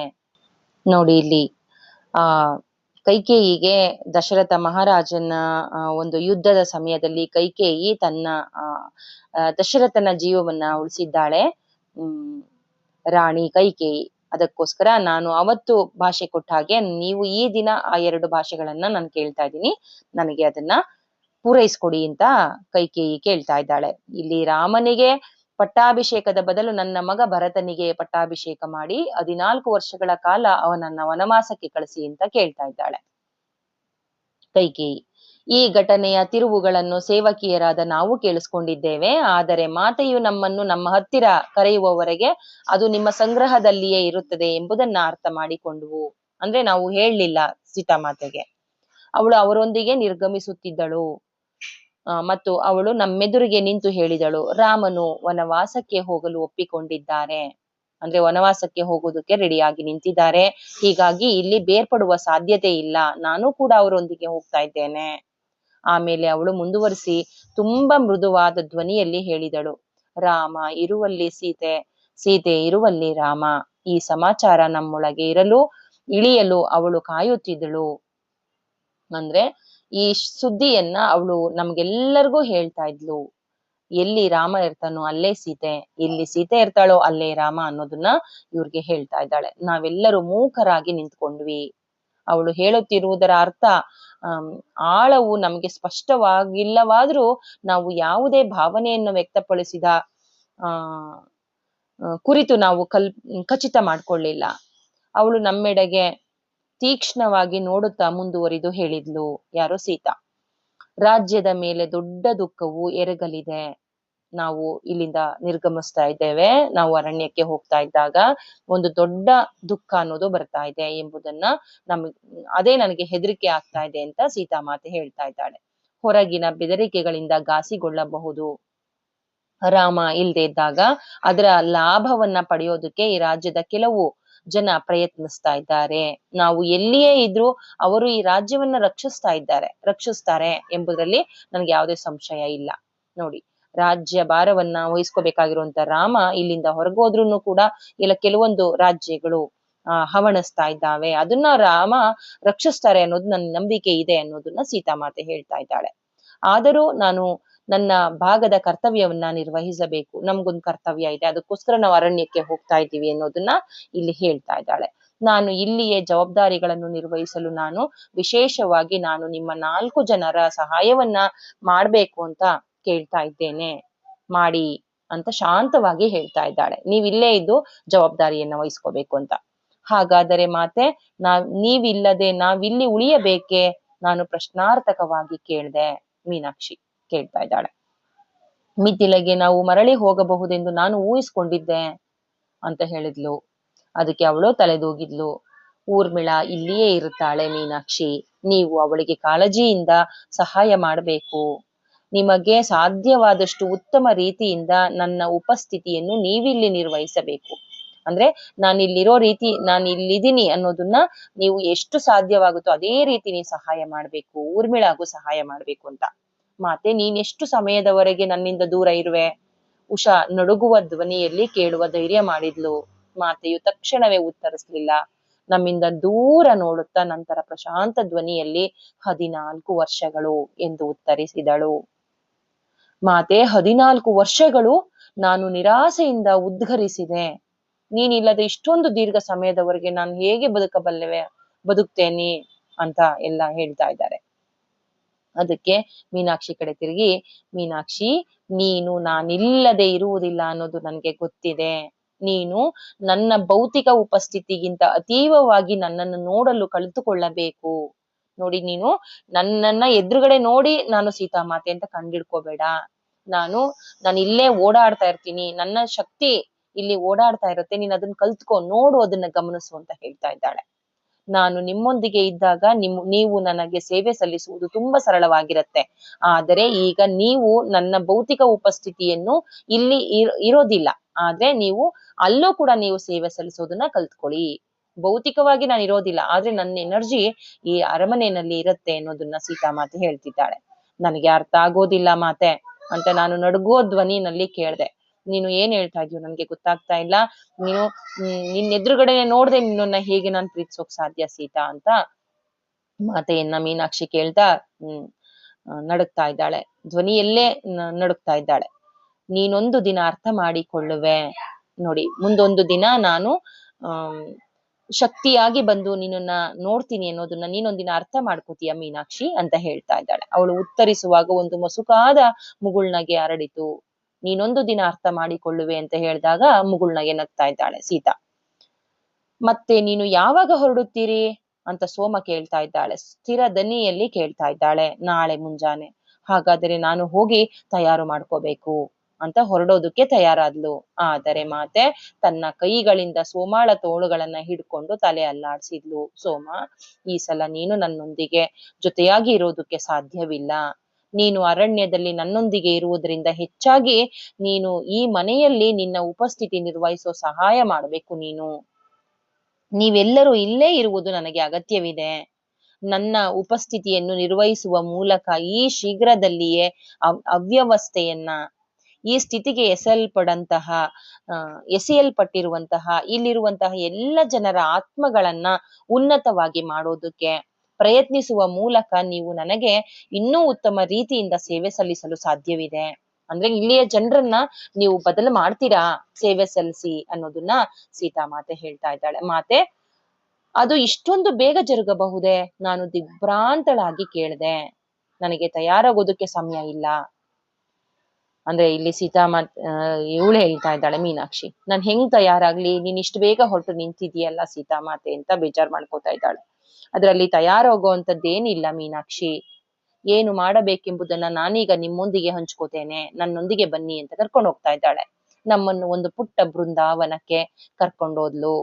ಕೋಣೆಯ ಹೊರಗೆ ತೆರೆದ ಹಜಾರದ ಕಡೆಯ ಕರ್ಕೊಂಡು ಹೋದಂತಹ ಸೀತಾ ಆ ತನ್ನ ಕಣ್ಣುಗಳನ್ನ ಮುಚ್ಕೊಂಡು ಕೆಲವು ಶಬ್ದಗಳನ್ನ ಉಚ್ಚರಿಸುತ್ತಾ, ಅಂದ್ರೆ ಇಲ್ಲಿ ಮಂತ್ರೋಚ್ಚಾರಣೆಯನ್ನ ಮಾಡ್ತಾ, ಮಾತೆಯು ತನ್ನ ಕೈಗಳನ್ನು ಬೋಗುಣಿಯ ಮೇಲೆ ಇರಿಸ್ಕೊಂಡ್ಲು. ಮಾತೆಯ ಕೈಯಿಂದ ಜ್ಯೋತಿಯನ್ನ ಬೆಳಗುತ್ತಾ ಹೊರ ಬಂದು ಬೋಗುಣಿಯಲ್ಲಿ ಸ್ಥಿತವಾಗಿರುವಂತೆ ಕಂಡು ಬಂದ್ಲು. ನೋಡಿ, ಅಲ್ಲಿ ಒಂದು ದೀಪವನ್ನ ಹಚ್ಚಿಡ್ತಾ, ನನ್ನ ಎನರ್ಜಿ ಇದರಲ್ಲಿ ಸ್ಥಿರವಾಗಿರತ್ತೆ, ಆದ್ರಿಂದ ನೀವು ಇಲ್ಲಿ ಹೇಳ್ತಾ ಇದ್ದಾಳೆ, ಮುಂದೆ ಹೇಳ್ತೀನಿ ಅದನ್ನ. ಬೋಗಣಿಯಲ್ಲಿ ಸ್ಥಿತವಾಗಿರುವಂತೆ ಕಂಡು ಬಂದ್ಲು, ಅಂದ್ರೆ ಆ ದೀಪದಲ್ಲಿ ಅವಳು ಸ್ಥಿರವಾಗಿದ್ದಾಳೆ ಅನ್ನೋ ರೀತಿಯಾಗಿ ಕಾಣ್ತಾ ಇದ್ದಾಳೆ ಸೀತಾ. ಅವಳು ತುಂಬಾ ಗಂಭೀರ ಮತ್ತು ಸ್ಥಿರವಾದ ಧ್ವನಿಯಲ್ಲಿ ಹೇಳ್ತಾ ಇದ್ದಾಳೆ, ಈ ಜ್ಯೋತಿಯಲ್ಲಿ ನಾನು ನನ್ನ ಶಕ್ತಿಯನ್ನ ಇರಿಸಿದ್ದೇನೆ, ಅದರ ಮೇಲೆ ಗಮನ ಇರ್ಲಿ, ನಾನು ಹೋದಾಗ ಅದು ಆರದಂತೆ ನೋಡ್ಕೊಳ್ಳಿ. ನಿಮ್ಮ ಪ್ರಾರ್ಥನೆ ಹಾಗೂ ಅದಕ್ಕೆ ವಹಿಸುವ ಕಾಳಜಿ ಅದನ್ನ ಆರದಂತೆ ನೋಡ್ಕೊಳ್ಳುತ್ತೆ. ಪ್ರಾರ್ಥನೆ ಮತ್ತು ಕಾಳಜಿ ವಹಿಸಿ ನೀವು ಇದನ್ನ ಪ್ರಾರ್ಥನೆ ಮಾಡಿ ಜ್ಯೋತಿ ಮುಂದೆ. ಮತ್ತೆ ಮಂತ್ರೋಚ್ಚಾರಣೆಗಳನ್ನ ಹೇಳ್ಕೊಡ್ತಾಳೆ ಸೀತಾ. ಈ ಮಂತ್ರೋಚ್ಚಾರಣೆಯನ್ನ 4 ಜನರು ಒಂದೊಂದು ಸಮಯ ಮಾಡ್ಕೊಂಡು ನೀವು ಕಾಳಜಿ ವಹಿಸ್ಕೊಂಡು ಈ ಜ್ಯೋತಿಯನ್ನ ಆರದಂತೆ ಕಾಪಾಡಿ ಅಂತ ಹೇಳ್ತಾ ಇದ್ದಾಳೆ. ನನ್ನನ್ನು ಕಾಳಜಿ ವಹಿಸಿದ್ದಂತೆ ಇದನ್ನು ಕೂಡ ನೀವು ರಕ್ಷಣೆ ಮಾಡಿ. ತುಪ್ಪ ಅಥವಾ ಎಣ್ಣೆ ಯಾವುದನ್ನು ಬಿಡೋ ಅವಶ್ಯಕತೆ ಇಲ್ಲ. ಬರೀ ರಾತ್ರಿ ಹಗಲು ಅನ್ನದೇ ನೀವು ಮಂತ್ರೋಚ್ಚಾರಣೆ ಮಾಡಿದ್ರೆ ಸಾಕು, ಈ ದೀಪ ಉರಿತಾನೆ ಇರತ್ತೆ ಅಂತ ಹೇಳ್ತಾ ಇದ್ದಾಳೆ. ಅವಳು ಮಂತ್ರವನ್ನ ಉಚ್ಚರಿಸಿದ್ಲು, ನಾವು ಕೂಡ ಉಚ್ಚರಿಸಬೇಕೆಂದು ಬಯಸಿದ್ಲು. ನಾನು ಈ ಅಗ್ನಿಯಲ್ಲಿ ಇರ್ತೇನೆ, ಈ ಸರಿಯಾದ ಸಮಯ ಬಂದಾಗ ಅದನ್ನು ನನ್ನ ಅಸ್ತಿತ್ವದೊಳಗಡೆ ನಾನು ಸೆಳ್ಕೋತೀನಿ. ಅಂದ್ರೆ ಒಂದು ಸಮಯ ಬರತ್ತೆ, 14 ವರ್ಷ ಆದ್ಮೇಲೆ ಒಂದು ಸಮಯ ಏನ್ ಬರುತ್ತೋ ಅವಾಗ ನನ್ನೊಳಗೆ ಈ ದೀಪದ ಶಕ್ತಿ ನನ್ನೊಳಗೆ ಬಂದ್ ಸೇರ್ಕೊಳ್ಳುತ್ತೆ ಅಂತ ಹೇಳ್ತಾ ಇದ್ದಾಳೆ. ಅದು ಸ್ವಯಂ ನಂದಿ ಹೋಗುತ್ತೆ, ನೀವು ಅದನ್ನ ಕಾಳಜಿ ಮಾಡಿ, ಆದ್ರೆ ಅದಾಗೆ ತಾನಾಗೆ ನಂದಿ ಹೋಗುತ್ತೆ. ಅದು ರಾಮ್ ಸಾಧಿಸಲು ಹೊರಟಿರುವಂತಹ ಕಾರ್ಯ ಪೂರ್ಣಗೊಂಡ ನಂತರ ಅದು ನನ್ನೊಳಗೆ ಮರಳತ್ತೆ ಅಂತ ಹೇಳ್ತಾ ಇದ್ದಾಳೆ. ಈ ದೀಪ ನನ್ನೊಳಗೆ ಮರಳತ್ತೆ ಈ ಶಕ್ತಿ ಅಂತ. ನೀವು ನಿಮ್ಮ ಪ್ರೀತಿ ಹಾಗೂ ಪ್ರಾರ್ಥನೆಗಳನ್ನು ನನಗೆ ಕಳಿಸಲು ಸಾಧ್ಯವಾಗುತ್ತದೆ ಈ ದೀಪದೊಂದಿಗೆ. ನೀವೇನೇ ಪ್ರಾರ್ಥನೆ ಮಾಡಿದ್ರು ಅದನ್ನ ನಾನು ಕೇಳಿಸ್ಕೊತೀನಿ, ನಿಮ್ಮ ಮಾತನ್ನ ನಾನು ಕೇಳಿಸ್ಕೊತೀನಿ ಅಂತ ಹೇಳ್ತಾ ಇದ್ದಾಳೆ ಸೀತಾ. ಈ ಪ್ರೀತಿಯೇ ನಮ್ಮೆಲ್ಲರನ್ನ ರಕ್ಷಿಸುತ್ತದೆ ಅಂತ ಅಂದ್ಕೋತಾ ಇದ್ದಾಳೆ. ನಮ್ಮಲ್ಲಿ ಯಾರು ಮಾತನಾಡ್ಲಿಲ್ಲ, ಮಾತೆಯು ನಮ್ಮನ್ನ ತೊರೆದು ಹೋಗುತ್ತಿದ್ದಾಳೆ ಎನ್ನುವುದು ಇಷ್ಟೊತ್ತಿಗೆ ಆಗಲೇ ನಮ್ಮಲ್ಲಿ ಆಳವಾಗಿ ಬೇರೂರಿತ್ತು. ಮಾತೆಯು ಏನು ಹೇಳ್ತಿದ್ದಾಳೆ ಎಂಬುದು ಬಹುಶಃ ಸೋಮ ಒಬ್ಬಳನ್ನು ಬಿಟ್ರೆ ಯಾರಿಗೂ ಅರ್ಥವಾಗ್ಲಿಲ್ಲ. ಆದ್ರೆ ನಮಗೆ ಅನುಸರಿಸಲು ನಿಶ್ಚಿತವಾದ ಸೂಚನೆಯನ್ನ ನೀಡಿದ್ದಾಳೆ ಅನ್ನೋದು ಮಾತ್ರ ನನ್ಗೆ ಅರ್ಥ ಆಯ್ತು. ಉಷಾ ಮುಂದುವರಿಸಿದ್ಲು, ಸೋದರಿ ಊರ್ಮಿಳೆಯನ್ನ ಚೆನ್ನಾಗಿ ಕಾಳಜಿ ವಹಿಸು ಉಷಾ ಅಂತ ಹೇಳ್ತಾ ಇದ್ದಾಳೆ. ಯಾರು? ಸೀತಾ. ಲಕ್ಷ್ಮಣನು ಹೊಂದಿದ ಮಹತ್ ಕಾರ್ಯಕ್ಕೆ, ಈ ಲಕ್ಷ್ಮಣನು ನಮ್ಮ ಜೊತೆ ಬಂದು ಏನೋ ಒಂದು ಮಹತ್ ಕಾರ್ಯವನ್ನ ಮಾಡ್ತಾ ಇದ್ದಾನೋ ಅದಕ್ಕೆ ಸಹಾಯವಾಗುವಂತೆ ಅವಳು ಆಳ ಧ್ಯಾನದಲ್ಲಿ ಲಕ್ಷ್ಮಣನಿಗೆ ಸಹಾಯ ಮಾಡೋದಕ್ಕೆ ಹೋಗ್ತಾ ಇದ್ದಾಳೆ, ಆಳ ಧ್ಯಾನಕ್ಕೆ ಹೋಗ್ತಾಳೆ. 14 ವರ್ಷ ಊರ್ಮಿಳೆ ಧ್ಯಾನವನ್ನ ಮಾಡ್ತಾಳೆ ಅನ್ನೋದನ್ನ ಹೇಳ್ತಾ ಇದ್ದಾಳೆ. ನೀನ್ ಅವಳಿಗೆ ಸಹಾಯ ಮಾಡು ಉಷಾ ಅಂತ ಸೀತಾಮಾತೆ ಹೇಳ್ತಾ ಇದ್ದಾಳೆ. ಎಲ್ಲ ಸಮಯದಲ್ಲೂ ನೀನು ಅವಳ ಹತ್ರ ಇರು ಸೋಮ. ರಾಮ್ ಅವರ ಅನುಪಸ್ಥಿತಿಯಲ್ಲಿ ಮಹಾ ದುಃಖಕ್ಕೆ ಈಡಾಗಿರುವಂತಹ ಅವರ ತಾಯಿ ಕೌಸಲ್ಯಾಳನ್ನ ನೀನು ಪೋಷಣೆ ಮಾಡು. ನಿನ್ನ ಪ್ರೀತಿಗೆ ನೀನೊಂದು ವಾಹನವಾಗ್ಬೇಕು, ನಮ್ಮಿಬ್ರು ಪ್ರೀತಿಗೆ, ನನ್ನ ಪ್ರೀತಿಗೆ, ಅಂದ್ರೆ ನಾನೇನು ಕಳಿಸ್ತೀನೋ ಆ ಶಕ್ತಿ ಕೌಸಲ್ಯ ಮಾತಿಗೆ ನೀನು ಸೆಂಡ್ ಮಾಡೋದಕ್ಕೆ ನೀನೇ ಒಂದು ವಾಹನ, ಮೀಡಿಯಾ ಆಗ್ಬೇಕು ಅಂತ. ಸೋಮ ಸರಿ ಅಂತ ತಲೆದೂಗ್ತಾ ಇದ್ದಾಳೆ. ರೋಹಣ, ನನ್ನ ಪ್ರೀತಿ ಹಾಗೂ ಮನಃಶಾಂತಿಯನ್ನ ಲಕ್ಷ್ಮಣ್ ತಾಯಿಯಾದಂತಹ ಸುಮಿತ್ರಾ ಮಾತೆಗೆ ನೀನು ಹರಸು. ಅಂದ್ರೆ ರೋಹಣಂಗೆ ಹೇಳ್ತಾ ಇದ್ದಾಳೆ, ನೀನು ಲಕ್ಷ್ಮಣನ ತಾಯಿಯ ಸುಮಿತ್ರಾ ಅವಳನ್ನ ನೀನು ನೋಡ್ಕೋ ಅಂತ ಹೇಳ್ತಾ ಇದ್ದಾಳೆ. ನೋಡಿ, ಇಲ್ಲಿ ಲಕ್ಷ್ಮಣನ ತಾಯಿಯು ಕೂಡ, ಸುಮಿತ್ರಾ ಮಾತೆಯು ಕೂಡ ಆಧ್ಯಾತ್ಮಕದಲ್ಲಿ ಮಗನಿಗೆ ಸಹಾಯವಾಗ್ಲಿ ಅಂತ ಪೂಜೆ ಮಾಡ್ತಾ ಇದ್ದಾಳೆ. ಶಿವನನ್ನ, ಮಹಾದೇವನನ ಮೇಲೆ ಅವಲಂಬಿತಳಾಗಿ ಪೂಜೆ ಮಾಡ್ತಾ ಇದ್ದಾಳೆ. ನೀನು ಅವಳಿಗೆ ಸಹಾಯ ಮಾಡು ಅಂತ. ಆಮೇಲೆ ಮಾತು ನನ್ನ ಕಡೆ ತಿರುಗಿದ್ವು. ನನ್ನ ಕಡೆ ವಿಚಾರಪೂರ್ಣವಾಗಿ ನೋಡುತ್ತಿದ್ದಂತೆ ನಾನು ಕೇಳ್ದೆ, ಮಾತೆ, ಇಲ್ಲಿ ಮೀನಾಕ್ಷಿ ಹೇಳ್ತಾ ಇದ್ದಾಳೆ, ಮಾತೆ, ನೀನು ಹೋದಾಗ ನಾನು ಯಾವ ರೀತಿಯಾಗಿ ನಿನಗೆ ಸಹಾಯ ಸೇವೆ ಸಲ್ಲಿಸಬಹುದು?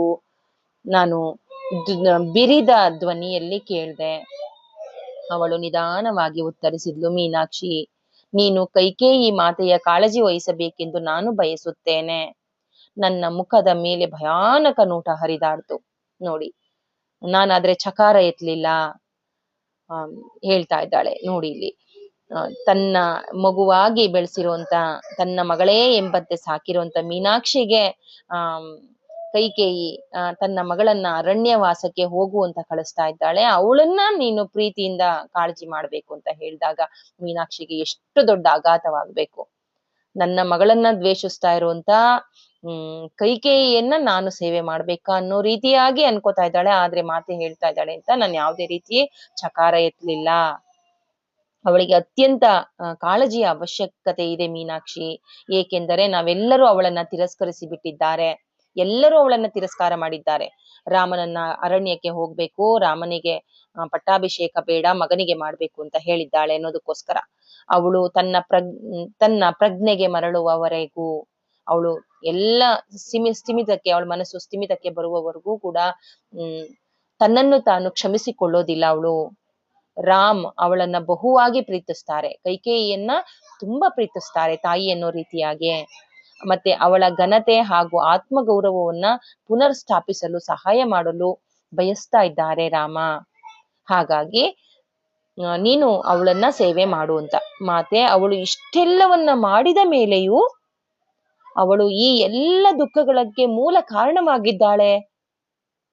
ಮಾತೆ ತಲೆ ಅಲ್ಲಾಡಿಸ್ತಾ ಇದ್ದಾಳೆ. ಇಲ್ಲಿ ಮೀನಾಕ್ಷಿ ಕೇಳಿದ್ದಕ್ಕೆ ಇಲ್ಲ ಅಂತ ತಲೆ ಅಲ್ಲಾಡಿಸ್ತಾ ಇದ್ದಾಳೆ. ಅದು ಕೇವಲ ಆ ರೀತಿಯಾಗಿ ಕಾಣಿಸುತ್ತದೆ, ಆದರೆ ಅವಳು ನಮ್ಮ ನಿರ್ಗಮನಕ್ಕೆ ಮಾಧ್ಯಮವಾಗಿದ್ದಾಳೆ. ಹೌದು, ಅವಳ ಮಾನಸಿಕ ದುರ್ಬಲತೆಯು ಈ ರೀತಿ ಅವಳನ್ನ ಉಪಯೋಗಿಸಿಕೊಂಡಿತು. ಇದಕ್ಕಾಗಿ ನಾವು ಅವಳನ್ನ ತೊರೆಯಬಾರ್ದು. ನಮ್ಮಲ್ಲಿ ಒಬ್ಬರಾದ ಮೇಲೆ ಒಬ್ಬರನ್ನ ನೀವೆಲ್ಲರೂ ಕಾಳಜಿ ಮಾಡಿ ಅವಳನ್ನ ನೋಡ್ಕೊಳ್ಳಿ ಅಂತ ಹೇಳ್ತಾ ಇದ್ದಾಳೆ ಸೀತಾ. ನಾವು ಈಡೇರಿಸುವ ಕಾರ್ಯದ ಹಿಂದೆ ಬೃಹತ್ ಯೋಜನೆ ಇದೆ. ಅಂದ್ರೆ ಇವಳೊಂದು ಮಾಧ್ಯಮ ಅಷ್ಟೇ, ನಮ್ಮನ್ನ ಅರಣ್ಯಕ್ಕೆ ಕಳಿಸೋದಕ್ಕೆ ಇವಳೊಂದು ಮಾಧ್ಯಮವಾಗಿ ಮಾಡ್ಕೊಂಡಿದೆ ಆ ಶಕ್ತಿ ಅಷ್ಟೇ. ಆದ್ರೆ ನಾವು ಒಂದು ಬೃಹತ್ ಯೋಜನೆ ನಮಗೋಸ್ಕರ ಕಾಯ್ತಾ ಇದೆ, ನಾವು ಅದಕ್ಕೋಸ್ಕರ ಹೋಗೋದಕ್ಕೆ ನಾವು ರೆಡಿ ಆಗಿದ್ವಿ. ಆದ್ರೆ ಇಲ್ಲಿ ಆ ಶಕ್ತಿ ಇವಳನ್ನ ಒಂದು ಮಾಧ್ಯಮವಾಗಿ ಮಾಡ್ಕೊಂಡಿದೆ. ಯಾಕಂದ್ರೆ ಇವಳು ಮಾನಸಿಕವಾಗಿ ದುರ್ಬಲಳಾಗಿದ್ದಾಳೆ, ಅದಕ್ಕೋಸ್ಕರ ಇವಳನ್ನ ಬಳಸ್ಕೊಂಡಿದೆ ಅಂತ ಹೇಳ್ತಾ ಇದ್ದಾಳೆ. ನೋಡಿ, ಸೀತಾ ಕ್ಷಮಿಸ್ಬಿಟ್ಟಿದ್ದಾಳೆ. ಹೇಗಿರುತ್ತೆ ಧ್ಯಾನ ಶಕ್ತಿ, ಧ್ಯಾನ ಮಾಡಿದವರೆಲ್ಲರೂ ಕೂಡ ಇಷ್ಟೇ ಪ್ರಶಾಂತವಾಗಿರ್ತಾರೆ ಅನ್ನೋದು ಇಲ್ಲಿ ನೀವು ತಿಳ್ಕೊಬಹುದು. ಅರಣ್ಯದ ಮೂಲಕ ಯಾತ್ರೆಯ ಅಗತ್ಯವಿದೆ, ಅರಣ್ಯದ ಮೂಲಕ ನಾವು ಹೋಗ್ಬೇಕಾಗಿದೆ. ಆಶ್ರಮಗಳು ದಾಳಿಗೊಳಗಾಗ್ತಾ ಇದ್ದಾವೆ, ನಾಶ ಮಾಡಲ್ಪಡ್ತಾ ಇದ್ದಾವೆ. ನೋಡಿ, ಇಲ್ಲಿ ರಾವಣನ ಅಟ್ಟಹಾಸ ನಡೀತಾ ಇದೆ.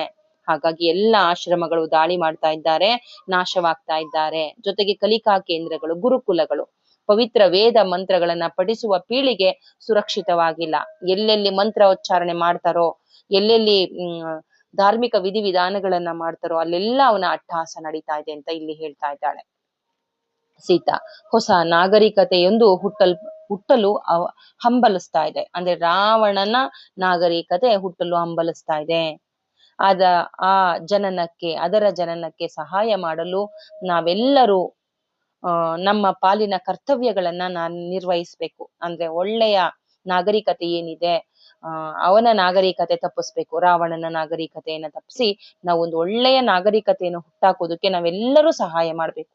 ನಮ್ಮ ಕರ್ತವ್ಯಗಳನ್ನ ನಾವು ಪಾಲನೆ ಮಾಡ್ಬೇಕು ಅನ್ನೋದನ್ನ ಹೇಳ್ತಾ ಇದ್ದಾಳೆ. ಕೈಕೇಯಿ ಒಂದು ಮೀಡಿಯಾ ಅನ್ನೋದನ್ನ ಇಲ್ಲಿ ಮೀನಾಕ್ಷಿಗೆ ಹೇಳ್ತಾ ಇದ್ದಾಳೆ. ನಿರ್ಗಮನದ ದಿನವೇ ಕೆಲವೇ ಗಂಟೆಗಳು ಬಾಕಿ ಇದ್ವು. ನಿರ್ಗಮನದ ದಿನ ಕೆಲವೇ ಗಂಟೆಗಳು ಬಾಕಿ ಇದಾವೆ. ಅವರು ನಮಗೆಲ್ಲ ವಿಶ್ರಾಂತಿ ತೆಗೆದುಕೊಳ್ಳಲು ಹೇಳಿದ್ರು. ಇನ್ನು ಸ್ವಲ್ಪ ಸಮಯ ಇದೆ, ಇನ್ನೇನ್ ಹೋಗೋದ್ರಲ್ಲಿದೆ, ಆದ್ರೂ ಕೂಡ ಎಲ್ಲರೂ ವಿಶ್ರಾಂತಿ ತಗೊಳ್ಳಿ ಅಂತ ಹೇಳ್ತಾ ಇದ್ದಾಳೆ.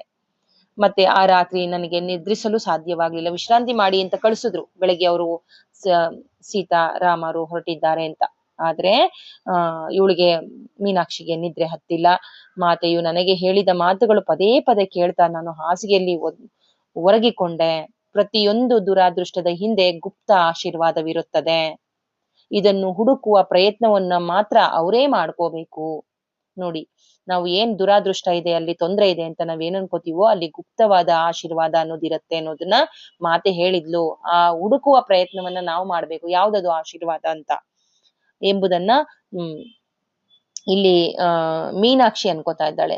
ಆದ್ರೆ ಪ್ರತಿಯೊಂದು ದುರಾದೃಷ್ಟದ ಹಿಂದೆ ಒಂದು ಗುಪ್ತ ಆಶೀರ್ವಾದವಿದೆ ಅಂತ ಏನು ಸೀತಾಮಾತೆ ಹೇಳಿದ್ಲೋ, ಆದ್ರೆ ಅದಕ್ಕೆ ಇನ್ನೊಂದು ಸೇರಿಸ್ಕೊಂಡು ಮೀನಾಕ್ಷಿ ಅನ್ಕೋತಾ ಇದ್ದಾಳೆ, ಹೌದು, ಪ್ರತಿಯೊಂದು ದುರಾದೃಷ್ಟದ ಹಿಂದೆ ಗುಪ್ತ ಆಶೀರ್ವಾದವಿರುತ್ತೆ, ಹುಡುಕುವ ಪ್ರಯತ್ನವನ್ನ ಮಾತ್ರ ನಾವೇ ಮಾಡ್ಬೇಕು ಅಂತ ಮೀನಾಕ್ಷಿ ಅನ್ಕೋತಾ ಇದ್ದಾಳೆ.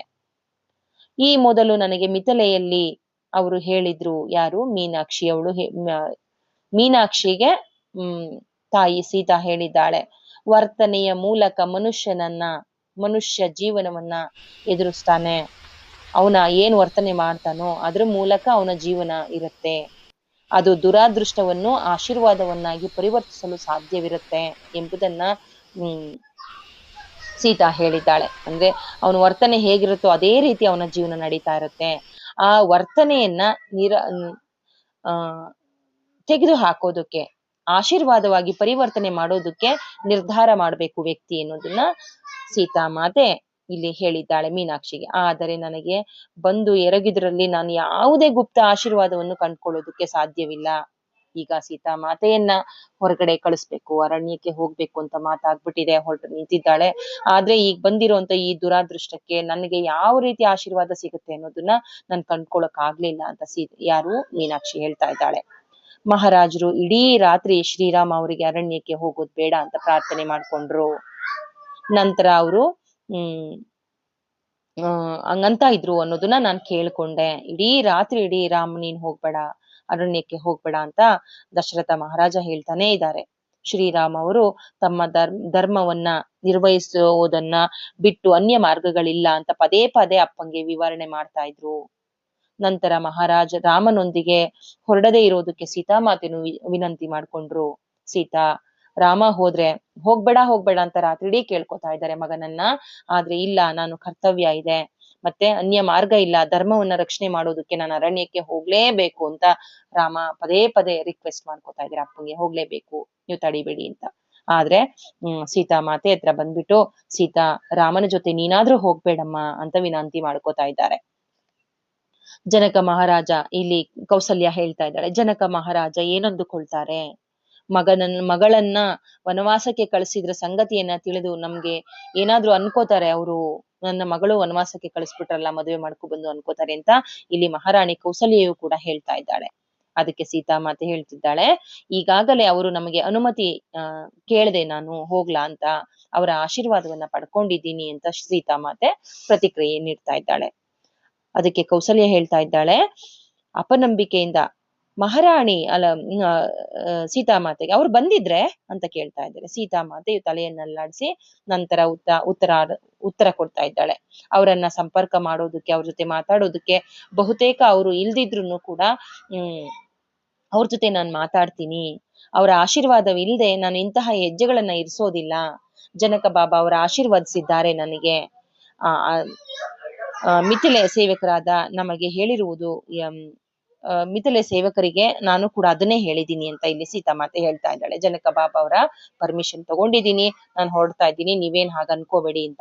ನೋಡಿ ಇಲ್ಲಿ ದಶರಥ ಮಹಾರಾಜ ಮತ್ತೆ ಕೌಸಲ್ಯ ರಾಣಿ ಸೀತಾಮಾತೆ, ನೀನ್ ಹೋಗ್ಬೇಡಮ್ಮ, ರಾಮ ಹೋದ್ರೂ ನೀನ್ ಹೋಗ್ಬೇಡ, ಯಾಕಂದ್ರೆ ಅವ್ರು ಏನ್ ಅನ್ಕೋತಾರೆ ಅಂತ ಬೇಜಾರ್ ಮಾಡ್ಕೋತಾ ಇದ್ದಾರೆ, ಅದಕ್ಕೆ ಅಪ್ಪನ್ ಪರ್ಮಿಷನ್ ತಗೊಂಡಿದ್ದೀನಿ ಅಂತ ಸೀತಾಮಾತ ಹೇಳ್ತಾ ಇದ್ದಾಳೆ.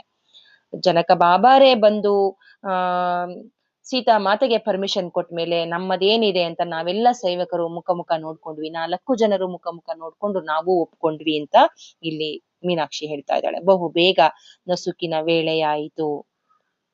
ಅವರನ್ನ ಬೀಳ್ಕೊಡುವ ಪ್ರತಿಯೊಂದು ಪ್ರಾಂಗಣದಲ್ಲಿ ಎಲ್ಲರೂ ಬಂದು ಸೇರ್ಕೊಂಡ್ರು, ಪ್ರತಿಯೊಬ್ರು ಬಂದು ಸೇರ್ಕೊಂಡ್ರು. ಶ್ರೀರಾಮ್ ಮತ್ತು ಅವರ ತಮ್ಮ ಲಕ್ಷ್ಮಣನ್ ಮತ್ತು ಸೀತಾಮಾತೆ ಇವರು ಸಾಧು ವೇಷದಲ್ಲಿ ಹೊರಗಡೆ ಬಂದ್ರು. ಮಳೆಯ ಬದಲಾಗಿ ದುಃಖದಿಂದ ನೆಲವು ತೇವಗೊಂಡಿತು. ಮಳೆ ಬರ್ದಿದ್ರು ಕೂಡ ಎಲ್ಲರೂ ಕೂಡ ಅಳ್ತಾ ಇದ್ರು. ಭೂಮಿಯೇ ತೇವಗೊಳ್ತು ಅಂತ ಹೇಳ್ತಾ ಇದ್ದಾಳೆ. ಭೂಮಿಯೇ ಅಳುತ್ತಿದೆ ಏನೋ ಎನ್ನುವಂತೆ ನಾವೆಲ್ಲರೂ ದುಃಖದಿಂದ ಭಾರಗೊಂಡಿದ್ದವು. ಆದರೆ ಮಾತೆಯು ಮತ್ತು ಶ್ರೀರಾಮರು ಅವರಂತೆಯೇ ಪ್ರಶಾಂತವಾಗಿದ್ರು. ಮಾತಾ ಮತ್ತೆ ಶ್ರೀರಾಮ್ ಎಷ್ಟು ಪ್ರಶಾಂತವಾಗಿ ಮೊದಲೇ ಹೇಗೆ ಕಂಡ್ರೋ ಅದೇ ರೀತಿ ಪ್ರಶಾಂತವಾಗಿದ್ರು, ಮತ್ತೆ ಕಾಂತಿಯನ್ನ ಹೊರಸೂಸ್ತಾ ಇದ್ರು. ಆ 3 ಸಾಧುಗಳು ಅಂದ್ರೆ ಇಲ್ಲಿ ಸೀತಾ, ರಾಮ ಮತ್ತೆ ಲಕ್ಷ್ಮಣನ್ ಈ 3 ಸಾಧುಗಳು ತಮ್ಮ ಕುಟುಂಬಕ್ಕೆ ವಿದಾಯ ಹೇಳುತ್ತಿರುವಾಗ ನಾವು 4 ಸೇವಕಿಯರು ಒಂದೆಡೆನೆ ನಿಂತುಕೊಂಡಿದ್ವು. ಮಾತೆಯೊಂದಿಗೆ ಮಾತನಾಡುವ ಅವಕಾಶ ದೊರೆಯುತ್ತದೆ ಅಂತ ನಾನ್ ಭಾವಿಸಿರ್ಲಿಲ್ಲ. ಹೊರಟು ನಿಂತಿದ್ರು. ಮಾತೆ ನಮ್ ಜೊತೆ ಮಾತಾಡಲ್ಲ ಅಂತ ನಾವ್ ಅನ್ಕೊಂಡಿದ್ವಿ. ಆದರೆ ಅವಳು ನನ್ನ ಪಕ್ಕಕ್ಕೆ, ನಮ್ಮೆಲ್ಲರ ಪಕ್ಕಕ್ಕೆ, 4 ಜನರ ಪಕ್ಕಕ್ಕೆ ಬಂದ್ಲು. ನಮ್ಮ ಹತ್ತಿರ ಬಂದು ಒಬ್ಬರಾದ ಮೇಲೆ ಒಬ್ಬರಂತೆ ನಮ್ಮ ಕೈಗಳನ್ನ ತಮ್ಮ ಕೈಗಳಲ್ಲಿ ತೆಗೆದುಕೊಂಡು ಹೇಳಿದಳು. ನೀವೆಲ್ಲ ನನಗೆ ಬಹಳ ಒಳ್ಳೆಯ ರೀತಿಯಿಂದ ಸೇವೆ ಸಲ್ಲಿಸಿದ್ದೀರಿ. ಅವರು ಪ್ರಶಾಂತವಾಗಿ ಹೇಳಿದ್ಲು. ಮತ್ತು ಈಗ ಅದನ್ನೇ ನೀವು ಮುಂದುವರಿಸುತ್ತೀರಿ. ನನ್ನ ಪ್ರೀತಿಯು ಯಾವಾಗಲೂ ನಿಮ್ಮೊಂದಿಗೆ ಇರುತ್ತದೆ ಅಂತ ಹೇಳ್ತಾ ಇದ್ದಾಳೆ. ಅದಕ್ಕೆ ಮೀನಾಕ್ಷಿ, ನನಗೆ ವಯಸ್ಸಾಗುತ್ತಿದೆ, ಆರೋಗ್ಯ ಕೂಡ ಚೆನ್ನಾಗಿಲ್ಲದಿರುವುದರಿಂದ ನಾನು ಅವರನ್ನ ಇನ್ನೊಮ್ಮೆ ಕಾಣಲಾರೆ ಅಂತ ನಾನು ಆಲೋಚನೆ ಮಾಡಿದೆ. ನನ್ನ ಮನಸ್ಸಿನಲ್ಲಿ ನನಗದು ಅನ್ನಿಸ್ತು. ಅದನ್ನ ನಾನು ಅನ್ಕೊಂಡೆ. 14 ವರ್ಷಗಳು ನನಗೆ ಶಾಶ್ವತತೆ ಎಂಬಂತೆ ನಾನು ಕಂಡು ಬಂತು. 14 ವರ್ಷ ನಾನು ಇರ್ತೀನ ಅಂತ ನನ್ಗ ಅನ್ನಿಸ್ತು. ಆದ್ರೆ ಮಾತೆ ನೋಡಿ, ಮೀನಾಕ್ಷಿ ಇಲ್ಲಿ ಮನಸ್ಸಲ್ಲಿ ಅನ್ಕೋತಾ ಇದ್ದಾಳೆ, ಮಾತೆ ನೀನು ಬಿಟ್ಟು ನಾನು 14 ವರ್ಷ ನನ್ಗೆ ಈಗ ವಯಸ್ಸಾಗೋಗ್ಬಿಟ್ಟಿದೆ, ಹೇಗಿರೋದು ಅಂತ ಮನ್ಸಲ್ಲಿ ಅನ್ಕೋತಾ ಇದ್ರೆ ಮನಸ್ಸಿನ ಮಾತನ್ನ ಅರ್ಥ ಮಾಡ್ಕೊಂಡಂತಹ ಸೀತಾ ನನ್ನಡೆ ನೋಡಿದ್ಲು. ನಾನು ನನ್ನೊಳಗೆ ಅವರ ಅಂತರ್ಧ್ವನಿಯನ್ನ ಕೇಳಿಸ್ಕೊಂಡೆ. ನೋಡಿ, ನನ್ನೊಳಗಡೆ ಅಂದ್ರೆ ಸೀತಾ ಮಾತೆ ಬಾಯಿ ಬಿಟ್ಟು ಹೇಳ್ತಾ ಇಲ್ಲ ಮೀನಾಕ್ಷಿಗೆ, ಮನಸ್ಸಿನ ಮೂಲಕ ಹೇಳ್ತಾ ಇದ್ದಾಳೆ. ಮೀನಾಕ್ಷಿ, ನಾನು ನಿನ್ನನ್ನು ಮತ್ತೊಮ್ಮೆ ಕಾಣುತ್ತೇನೆ, ಈ ಕುರಿತು ನಾನು ನಿನಗೆ ಭರವಸೆ ನೀಡ್ತೇನೆ. ನೋಡಿ, 14 ವರ್ಷ ವನವಾಸಕ್ಕೆ ರಾಮ ಮತ್ತೆ ಲಕ್ಷ್ಮಣನ್ ಜೊತೆ ಹೊರಟು ನಿಂತಿರುವಂತ ಸೀತಾ ಮಾತೆ ಮೀನಾಕ್ಷಿಗೆ ಭರವಸೆ ನೀಡ್ತಾ ಇದ್ದಾಳೆ, ನಾನು ಮತ್ತೊಮ್ಮೆ ನಿನ್ನನ್ನ ಕಾಣ್ತೀನಿ ಅಂತ. ಆಮೇಲೆ ವಿದಾಯ ನೋಟವನ್ನ ಅವಳು ತಿರುಗಿ ನೀಡಿ ನೋಟವನ್ನ ನೋಡಿ ಅವಳು ಹೊರಟು ಹೋದ್ಲು. ಬಹಳಷ್ಟು ಜನ ಅವರನ್ನ ಅನುಸರಿಸಲು ಆರಂಭಿಸಿದ್ರು. ಅದರಂತೆ ನಾನು ಮತ್ತು ಉಷಾ ಹೊರಡಲು ಆರಂಭಿಸಿದ್ವು. ಆದರೆ ಸೋಮ ನಮ್ಮ 2 ಕೈಗಳನ್ನ ನಮ್ಮ ಹೆಗಲ ಮೇಲಿಟ್ಟು ತನ್ನ ತಲೆಯನ್ನ ಅಲ್ಲಾಡಿಸುತ್ತಾ ನಮ್ಮನ್ನ ಹಿಂದೆ ತಡೆದಳು. ಮಾತೆಗೆ ಇದು ಬೇಕಾಗಿಲ್ಲ. ಅವಳು ಹೇಳಿದ್ಲು, ನೀವು ಹಿಂದಿಂದ ಹೋಗೋದು ಅವಳಿಗೆ ಬೇಕಾಗಿಲ್ಲ, ನೀವಿಲ್ಲೇ ನಿಂತ್ಕೊಳ್ಳಿ, ನಿಮ್ಮ ಕರ್ತವ್ಯವನ್ನ ನೀವು ಮೊದಲಿನಂತೆ ನಿರ್ವಹಿಸ್ಬೇಕು ಅನ್ನೋದನ್ನ ಸೋಮ ಹೇಳಿದ್ಲು ಅಂತ. ಮಾತೆ ಇಲ್ಲದೆ ನಾನು ದುಃಖಪೂರ್ಣಳಾಗಿ ಹೇಳ್ದೆ, ಮಾತೆ ಇಲ್ಲದೆ ಅಂತ ಬೇಜಾರ್ ಮಾಡ್ಕೋತಾ ಇದ್ದಾಳೆ. ಇಲ್ಲ, ಮಾತೆಯೊಂದಿಗೆ ಅವಳು ದೃಢವಾಗಿ ಉತ್ತರಿಸಿದ್ಲು. ಮಾತೆ ನಮ್ ಜೊತೆನೇ ಇದ್ದಾಳೆ, ಅವಳು ನಿಮ್ಗೆ ಹೇಳಿದ ಮಾತುಗಳನ್ನು ನಾವು ಮರೆಕೂಡ್ದು. ಅವಳ ಉಪಸ್ಥಿತಿ ನಾವು ನಿರ್ವಹಿಸಲೇಬೇಕು. ಅರ್ಥಾತ್ ಅವಳ ಕೋಣೆಯಲ್ಲಿ ಅವಳ ಬಟ್ಟೆ, ಅವಳ ಆಭರಣ ಎಲ್ಲವನ್ನು ನಾವು ಕಾಳಜಿ ಮಾಡಬೇಕು. ವಿಶೇಷವಾಗಿ ಜ್ಯೋತಿಯನ್ನು, ಆ ಜ್ಯೋತಿ ಏನು ಹಚ್ಚಿ ಹೋಗಿದ್ದಾಳೋ, ಹಚ್ಚಿಸಿ ದೀಪವನ್ನ ಹಚ್ಚಿ ಮಂತ್ರೋಚ್ಚಾರಣೆಯನ್ನ ಮಾಡಿದಾಳೋ, ಆ ಕಲಿಸಿದ ಮಂತ್ರವನ್ನ ಉಚ್ಚಾರಣೆ ಮಾಡಬೇಕು. ನಾವೆಲ್ಲರೂ ಈಗ ಹೊರಡೋಣ ಬನ್ನಿ ಅಂತ ಕರ್ಕೊಂಡು ಹೋಗ್ತಾ ಇದ್ದಾಳೆ. ಈಗಲೂ ಇವಳು ಇಲ್ಲೇ ಇದ್ದಾಳೆ, ಅವಳೆಲ್ಲೂ ಹೋಗಿಲ್ಲ, ನೀವು ನಂಬಿಕೆ ನೀಡಿ ಅಂತ ಹೇಳ್ತಾ ಇದ್ದಾಳೆ. ಇನ್ನ ಮುಂದಿನ ವಿಡಿಯೋದಲ್ಲಿ ಹೇಗೆ ಮಾತೆ ಅರಣ್ಯಕ್ಕೆ ಹೋಗಿ ಋಷಿ ಮುನಿಗಳ ಆಶ್ರಮಗಳನ್ನ ಭೇಟಿ ಮಾಡ್ತಾರೆ ಅನ್ನೋದನ್ನು ತಿಳ್ಕೊಳ್ಳೋಣ. ಜೊತೆಗೆ ಮೀನಾಕ್ಷಿ ಹೇಗೆ ಅಯೋಧ್ಯೆಯಲ್ಲಿ ತನ್ನ ಕೊನೆಯುಸಿರನ್ನ ಎಳಿತಾಳೆ, ಅವಳ ಜೀವನ ಅಂತ್ಯಗೊಳ್ಳುತ್ತೆ, ನೆಕ್ಸ್ಟ್ ಮುಂದಿನ ಜೀವನ ಹೇಗೆ ಆರಂಭವಾಗುತ್ತೆ ಅನ್ನೋದನ್ನ ತಿಳ್ಕೊಳ್ಳೋಣ. ಈಗ ಸೀತಾಮಾತೆ ಅರಣ್ಯಕ್ಕೆ ಹೋಗಿದ್ದಾಳೆ, ಭರವಸೆ ಕೊಟ್ಟಿದ್ದಾಳೆ, ಮೀನಾಕ್ಷಿ ನಾನು ಮತ್ತೊಂದು ದಿನ ನೀನು ಕೊನೆಯ ಸಾಯುವ ಹಂತದಲ್ಲಿ ಬರ್ತೀನಿ ಅನ್ನೋದನ್ನ ಹೇಳಿದ್ದಾಳೆ ಮೀನಾಕ್ಷಿಗೆ.